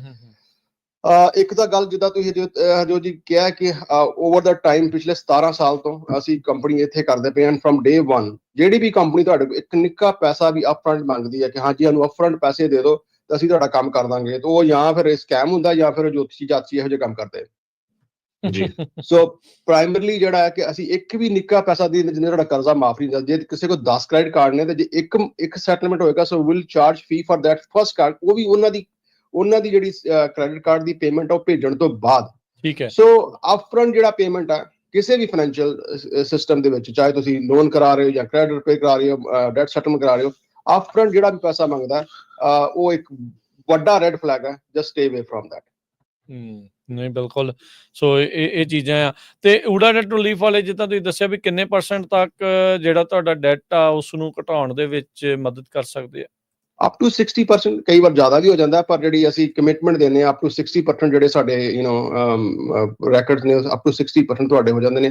ਪਰ ਜੇ ਵਰਸਟ ਕੇਸ ਸਿਨੈਰੀਓ ਲੈ ਚਲੀਏ ਤਾਂ ਤਕਰੀਬਨ 50% ਤੁਹਾਡਾ ਜਿਹੜਾ ਉਹ ਡੈਟ ਜਿਹੜਾ ਉਹ ਰਿਜ਼ੋਲਵ ਹੋ ਹੀ ਜਾਂਦਾ, ਪੇ ਆਫ ਹੋ ਜਾਂਦਾ। ਉਹਦੇ ਚ ਜਿਹੜਾ ਖਾਸ ਕਰਕੇ ਤੁਹਾਡਾ ਕ੍ਰੈਡਿਟ ਕਾਰਡ ਦਾ ਡੈਟ ਹੈ, ਜਿੱਦਾਂ ਹੁਣ ਖਾਸ ਕਰਕੇ ਟਰੈਕਿੰਗ ਦਾ ਸਿਚੁਏਸ਼ਨ ਆ ਰਹੀ ਹੈ, ਤੁਹਾਡੀ ਕੋਈ ਵੈਂਡਰ ਪੇਮੈਂਟਸ ਨੇ ਜਾਂ ਤੁਹਾਡੀ ਆਊਟਸਟੈਂਡਿੰਗ ਲੀਜ਼ ਹੀ ਉਹ ਖਤਮ ਹੋ ਗਈ ਹੈ, ਜਾਂ ਕੋਈ ਲਾਇਰ ਪੇਮੈਂਟਸ ਨੇ, ਮੈਡੀਕਲ ਪੇਮੈਂਟਸ ਨੇ, ਇਹ ਜੋ ਕਿਸੇ ਤਰ੍ਹਾਂ ਦੀ ਪੇਮੈਂਟਸ ਨੇ ਅਪ ਟੂ 60% ਹੋ ਜਾਂਦੀਆਂ ਨੇ। ਬੈਂਚ ਵਾਰੰਟ ਬਾਰੇ ਵੀ ਥੋੜਾ ਜਿਹਾ ਡਿਸਕਸ ਕਰ ਦਿਓ ਜੀ। ਜੀ ਹਾਂ ਬਿਲਕੁਲ। ਬੈਂਚ ਵਾਰੰਟ ਦੀ ਮੈਂ ਅੱਗੇ ਵੀ ਗੱਲ ਕੀਤੀ ਸੀ। ਇਹ ਬਿਲਕੁਲ ਨਵਾਂ ਹੈ। ਸਾਨੂੰ ਵੀ ਬਹੁਤ ਕਾਲਸ ਆਉਂਦੀਆਂ ਨੇ ਕਿ this is too good, this is not true, it can be true. ਪਰ ਪ੍ਰੋਬਲਮ ਕੀ ਹੈ, ਜਦੋਂ ਖਾਸ ਕਰਕੇ ਜਦੋਂ ਟਰੱਕ ਰੀਪੋ ਹੋਣ ਦੀ ਸਿਚੁਏਸ਼ਨ ਸ਼ੁਰੂ ਹੋ ਗਈ, ਸਾਡੇ ਕਈ ਐਸੇ ਸੱਜਣ ਹਨ ਜਿਨ੍ਹਾਂ ਨੇ ਕੋਸ਼ਿਸ਼ ਇਹ ਕੀਤੀ ਕਿ ਅਸੀਂ ਪੈਸੇ ਵੀ ਨਾ ਦਈਏ ਤੇ ਟਰੱਕ ਵੀ ਨਾ ਦਈਏ। ਤੇ 2-4 ਮਲਟੀਪਲ ਸਿਨੈਰੀਓ ਆਏ ਨੇ ਕਿ ਜਦੋਂ ਕੰਪਨੀ ਕਹਿੰਦੀ ਕਿ ਤੁਸੀਂ ਪੈਸੇ ਨਹੀਂ ਦੇਣੇ, ਟਰੱਕ ਕਿੱਥੋਂ ਲੈ ਕੇ ਜਾਈ ਚੁੱਕ ਕੇ ਆ ਕੇ। ਤੇ ਉਹਨਾਂ ਨੂੰ ਭਜਾਇਆ, ਕਦੇ ਇੱਧਰ ਭਾਜੋ, ਕਦੇ ਉੱਧਰ ਭਾਜੋ, ਕਦੇ ਉੱਧਰ ਭਾਜੋ। ਕਈ ਕੰਪਨੀਆਂ ਵਿਚਾਰੇ 3-3 6-6 ਮਹੀਨੇ ਇਸੇ ਚੱਕਰ 'ਚ ਭਜਦੇ ਰਹੇ ਕਿ ਟਰੱਕ ਇਸ ਲੋਕੇਸ਼ਨ ਤੇ ਉਸ ਲੋਕੇਸ਼ਨ ਤੇ ਹੈ। ਸੋ ਇਵੈਂਚੁਅਲੀ ਉਹਨਾਂ ਨੂੰ ਇਹੀ ਕਰਨਾ ਪਿਆ ਕਿ ਉਹਨਾਂ ਨੂੰ ਬੈਂਚ ਵਾਰੰਟ ਜਾਰੀ ਕਰਵਾਉਣੇ ਪਏ, ਤੇ ਉਹਦੇ ਬਾਅਦ ਜਾ ਕੇ ਕਿਤੇ ਉਹਨਾਂ ਨੇ ਆਪਣੇ ਟਰੱਕ ਰਿਲੀਜ਼ ਕੀਤੇ। ਸੋ ਮੈਂ ਤਾਂ ਇਹੀ ਕਹਾਂਗਾ ਆਪਣੇ ਸਾਰੇ ਸੁਣਨ ਵਾਲਿਆਂ ਨੂੰ ਕਿ ਜੇ ਤੁਹਾਡਾ ਇੱਕ ਇਦਾਂ ਦਾ ਕੋਈ ਸਿਚੁਏਸ਼ਨ ਹੋ ਜਾਂਦੀ ਹੈ financial hardship, it's not risky. ਇੰਨਾ ਕੋਈ ਪਹਿਲੇ ਡੇ 1 ਤੇ ਉਹ ਬੈਂਚ ਵਾਰੰਟ ਨਹੀਂ ਰਿਲੀਜ਼ ਜਾਰੀ ਕਰਦੇ, ਪਰ ਜੇ ਤੁਸੀਂ ਇਦਾਂ ਦੀ ਗੇਮਸ ਪਲੇ ਕਰਨਾ ਸ਼ੁਰੂ ਕਰ ਦਿੰਦੇ ਹੋ ਤੇ ਉਹਦੇ ਵਿੱਚ ਇਹੋ ਜਿਹਾ ਸਿਚੁਏਸ਼ਨ ਜਿਹੜੀ ਆ ਉਹ ਪੈਦਾ ਹੋ ਸਕਦੀ ਹੈ। ਜੀ, ਤੇ ਨੰਬਰ ਸ਼ੇਅਰ ਕਰ ਲਿਓ ਕਰੀ ਨਿਰਮਲ ਮਾਨ ਜੀ। ਜੀ ਬਿਲਕੁਲ, 888 888 9914 ਸਾਡੀ ਵੈਬਸਾਈਟ ਆ ura.org, OORAA.org। ਜਾਂਦੇ ਇੱਕ ਮੈਂ ਗੱਲ ਹੋਰ ਕਹਾਂਗਾ ਰਾਜ ਜੀ ਕਿ ਮੈਂ ਇਹੀ ਕੋਸ਼ਿਸ਼ ਕਰਦਾ ਨਾ ਕਿ ਕੋਈ ਨਾ ਕੋਈ ਪੋਜ਼ਿਟਿਵ ਫੀਡਬੈਕ ਦੇ ਕੇ ਜਾਵਾਂ। ਕ੍ਰੈਡਿਟ ਕਾਰਡ ਜਿਹੜਾ ਹੈਗਾ ਜੀ, ਇਹਨੂੰ ਆਪਾਂ ਯੂਜ਼ ਕਰੀਏ ਐਜ਼ ਅ ਕਨਵੀਨੀਅੰਸ, ਨਾ ਕਿ ਇਹਨੂੰ ਐਜ਼ ਅ ਕਰਜ਼ਾ ਯੂਜ਼ ਕਰੀਏ। ਜਦੋਂ ਅਸੀਂ ਹਰ ਮਹੀਨੇ ਆਪਣਾ ਕੋਸ਼ਿਸ਼ ਕਰੀ ਕਿ ਉਨਾ ਹੀ ਉੱਥੋਂ ਯੂਜ਼ ਕਰੀ ਜਿਹੜਾ ਆਪਾਂ ਹਰ ਮਹੀਨੇ ਪੇ ਕਰ ਸਕੀਏ। ਜਦੋਂ ਆਪਾਂ ਕ੍ਰੈਡਿਟ ਕਾਰਡ ਨੂੰ ਕੈਰੀ ਕਰਨਾ ਸ਼ੁਰੂ ਕਰ ਦਿੰਦੇ ਹਾਂ, ਉਹ ਜਿਹੜੀ ਆ ਹੌਲੀ ਹੌਲੀ ਪ੍ਰੋਬਲਮ ਬਣਨੀ ਸ਼ੁਰੂ ਹੋ ਜਾਂਦੀ ਹੈ। ਬਿਲਕੁਲ, ਥੈਂਕ ਯੂ ਨਿਰਮਲ ਮਾਨ ਜੀ, ਬੜੀ ਮਿਹਰਬਾਨੀ, ਸ਼ੁਕਰੀਆ ਜੀ। ਸਤਿ ਸ਼੍ਰੀ ਅਕਾਲ। ਸਤਿ ਸ਼੍ਰੀ ਅਕਾਲ ਜੀ। ਤੇ ਰਮਨ ਜੀ, ਤੁਸੀਂ ਕੀ ਐਡ ਕਰਨਾ ਚਾਹੁੰਦੇ ਇਹ 'ਚ ਵੈਂਚ ਬ੍ਰਾਂਡ ਦੇ ਵਿੱਚ, ਕਿਉਂਕਿ ਟਰੱਕਿੰਗ ਦੇ ਨਾਲ ਰਿਲੇਟਡ ਹੈ ਜ਼ਿਆਦਾ? ਦੇਖੋ ਜੀ, ਇਹਦੇ ਵਿੱਚ ਤਾਂ ਇਹੋ ਹੀ ਆ ਕਿ ਜਿੱਦਾਂ ਨਿਰਮਲ ਭਾਅ ਉਹਨਾਂ ਨੇ ਕਿਹਾ ਆ ਕਿ ਜੇ ਤੁਸੀਂ ਕਈ ਵਾਰੀ ਇਹ ਚੀਜ਼ ਹੁੰਦੀ ਆ ਕਿ ਨਾ ਤਾਂ ਤੁਸੀਂ ਪੇਮੈਂਟ ਦੇ ਰਹੇ ਆ, ਨਾ ਤੁਸੀਂ ਟਰੱਕ ਦੀ ਪੋਜੈਸ਼ਨ ਦੇ ਰਹੇ। ਸੋ ਇਹ ਤਾਂ ਆਪਾਂ ਨੂੰ ਸਾਰਿਆਂ ਨੂੰ ਪਤਾ ਹੈ ਵੀ ਇੱਕ ਨਾ ਇੱਕ ਚੀਜ਼ ਤਾਂ ਵਾਪਰਨੀ ਹੁੰਦੀ ਆ। ਸੋ ਜੇ ਤੁਹਾਨੂੰ ਲੱਗਦਾ ਆ ਕਿ ਤੁਹਾਨੂੰ ਇਦਾਂ ਦੀ ਕੋਈ ਸਿਚੁਏਸ਼ਨ ਆਈ ਹੈਗੀ ਆ, ਤਾਂ ਡੈਫੀਨੇਟਲੀ ਤੁਸੀਂ ਉੱਥੇ ਵਰਕਆਊਟ ਕਰੋ, ਨਾ ਕਿ ਉਹ ਤੋਂ ਭੱਜੋ। ਤੇ ਇੱਥੇ ਅਮਰੀਕਾ ਦੇ ਵਿੱਚ ਮਤਲਬ ਇਹ ਚੀਜ਼ ਤਾਂ ਮੇਰੇ ਖਿਆਲ ਨਹੀਂ ਹੋ ਸਕਦੀ ਵੀ ਤੁਸੀਂ ਪੇਮੈਂਟ ਹੋ ਜਾਂਦੇ ਹੋ ਤੇ ਚੀਜ਼ ਵੀ ਨਾਲ ਵਾਪਸ ਕਰੋ, ਤੇ ਉਹਦੇ ਲਈ ਤਾਂ ਫਿਰ ਉਹਨਾਂ ਨੂੰ ਕੁਛ ਨਾ ਕੁਛ ਤਾਂ ਕਰਨਾ ਹੀ ਪੈਣਾ। ਹਾਂ ਜੀ, ਸੋ ਬਚਾ ਕਰੋ। ਹੌਲੀਡੇ ਸੀਜ਼ਨ ਆ ਰਿਹਾ ਆ, ਹਰ ਇੱਕ ਨੂੰ ਹੋਣਾ ਵੀ ਆ ਵੀ ਲੈ ਲਈਏ, ਉਹ ਵੀ ਕਰ ਲਈਏ। ਥੋੜਾ ਜਿਹਾ ਗਰੇਜ ਕਰਿਓ ਜੇ ਤੁਸੀਂ ਆਲਰੇਡੀ ਇਦਾਂ ਤੁਹਾਨੂੰ ਲੱਗ ਰਿਹਾ ਵੀ ਕਰਜ਼ੇ ਦੇ ਵਿੱਚ ਆ, ਫਾਈਨੈਂਸ਼ੀਅਲ ਸਿਚੁਏਸ਼ਨ ਟਾਈਟ ਆ। 1 ਸਾਲ ਔਖਾ ਕੱਢ ਲਓ, ਹੋਪਫੁਲੀ ਅਗਲੇ ਸਾਲ ਤੱਕ ਆਉਂਦਿਆਂ ਤੱਕ ਸਿਚੁਏਸ਼ਨ ਜਿਹੜੀਆਂ ਉਹ ਬਿਹਤਰ ਹੋ ਜਾਣਗੀਆਂ, ਠੀਕ ਹੋ ਜਾਊਗਾ। ਕਰਜ਼ੇ ਦੇ ਉੱਤੇ ਹੋਰ ਕਰਜ਼ਾ ਚੜਾ ਕੇ ਐਡੀ ਪੰਡ ਦੇ ਥੱਲੇ ਨਾ ਆ ਜਾਓ ਵੀ ਬਾਅਦ 'ਚ ਉੱਠਣਾ ਜਿਹੜਾ ਉਹ ਔਖਾ ਹੋ ਜਾਵੇ। ਸੋ ਮੇਕ ਸ਼ੋਰ ਕਰੋ, try to make smart decisions. ਇਹ ਜਿਹੜੀ ਚੀਜ਼ ਦੀ ਜ਼ਰੂਰਤ। ਬਿਲਕੁਲ ਰਾਜਕਰਨ, ਲਾਸਟ ਇੱਕ ਖਬਰ ਐਲਬਰਟਸਨ ਜਿਹੜੇ ਹੈਗੇ, ਐਲਬਰਟਸਨ ਤੇ ਕਰੋਗਰ ਦੋਨਾਂ ਦੇ ਮਰਜਰ ਦੀ ਜਿਹੜੀ ਖਬਰ ਆ ਰਹੀ ਸੀ ਕਿ ਉਹ ਜੱਜ ਵੱਲੋਂ ਬਲੌਕ ਕਰ ਦਿੱਤੀ ਗਈ ਆ। ਤੇ ਹੁਣ ਬਲੌਕ ਹੋਣ ਤੋਂ ਬਾਅਦ ਐਲਬਰਟਸਨ ਨੇ ਜਿਹੜਾ ਆ ਉਹ ਕਰੋਗਰ ਨੂੰ ਸੂ ਕਰ ਦਿੱਤਾ ਹੈਗਾ ਵੀ ਤੁਸੀਂ ਕੰਮ ਨਹੀਂ ਕੀਤਾ ਜੱਜ ਹੈਗਾ, ਬਈ ਤੁਸੀਂ ਪੂਰੀ ਕੋਸ਼ਿਸ਼ ਨਹੀਂ ਕੀਤੀ ਇਹਨੂੰ ਇਕੱਠੇ ਕਰਨ ਦੀ। ਸੋ ਇਸ ਕਰਕੇ ਐਲਬਰਟਸਨ ਵੱਲੋਂ ਕਰੋਗਰ ਦੇ ਉੱਤੇ ਲਾਸੂਟ ਜਿਹੜਾ ਫਾਈਲ ਕਰ ਦਿੱਤਾ ਗਿਆ। ਪਰ ਦੇਖੋ ਆਉਣ ਵਾਲਾ ਸਮਾਂ ਕੀ ਕਹਿੰਦਾ ਆ। ਇਹ ਵੀ ਬੜੇ ਵੱਡੇ ਕੰਮ ਹੋ ਰਹੇ ਆ ਕਿ ਕਰੋਗਰ ਤੇ ਐਲਬਰਟਸਨ ਇਕੱਠੇ ਹੋ ਕੇ ਕਹਿੰਦੇ ਸਾਨੂੰ ਫਾਈਟ ਕਰਨੀ ਪੈਣੀ ਆ ਐਮਾਜ਼ਨ ਦੇ ਲਈ। ਪ੍ਰੋਬਲਮ ਇਹ ਹੋਣੀ ਸੀਗੀ ਵੀ ਕੋਈ ਵੀ ਕੰਪਨੀ ਜਦੋਂ ਹੱਦੋਂ ਵੱਧ ਵੱਡੀ ਹੋ ਜਾਂਦੀ ਹੈ ਤਾਂ ਫਿਰ ਉਹ ਔਖਾ ਹੁੰਦਾ ਜੀ, ਉਹ ਚੰਗਾ ਨਹੀਂ ਹੁੰਦੀ। ਉਹ ਸਿਚੁਏਸ਼ਨ ਕਿਸੇ ਲਈ ਵੀ ਚੰਗੀ ਨਹੀਂ ਆ। ਆਮ ਜਿਹੜੇ ਸਮਾਲ ਬਿਜ਼ਨਸ ਲਈ ਤਾਂ ਬਿਲਕੁਲ ਹੀ ਜਿਹੜੀ ਉਹ ਮਾੜੀ ਹੁੰਦੀ ਆ। ਲਾਰਜਰ ਦੈਨ ਲਾਈਫ ਜਦੋਂ ਇਹ ਜ਼ਿਆਦਾ ਬਣ ਜਾਂਦੇ ਆ, ਸੋ ਇਹ ਸਿਚੁਏਸ਼ਨ ਜਿਹੜੀ ਉਹ ਨਾ ਬਣੇ। ਜੀ ਜੀ, ਸੋ ਥੈਂਕ ਯੂ, ਮਿਹਰਬਾਨੀ। ਸੌਰੀ, ਹੋਰ ਕਾਲਸ ਜਿਹੜੀਆਂ ਹੁਣ ਨਹੀਂ ਲਵਾਂਗੇ, ਸਮਾਪਤੀ ਹੋ ਚੁੱਕੀ ਆ, ਸਮਾਂ ਸਮਾਪਤ ਹੈ। ਮਿਲਦੇ ਹਾਂ ਅਗਲੀ ਵਾਰ। ਸਭ ਨੂੰ ਪਿਆਰ ਭਰੀ ਸਤਿ ਸ੍ਰੀ ਅਕਾਲ ਜੀ। ਸਤਿ ਸ੍ਰੀ ਅਕਾਲ।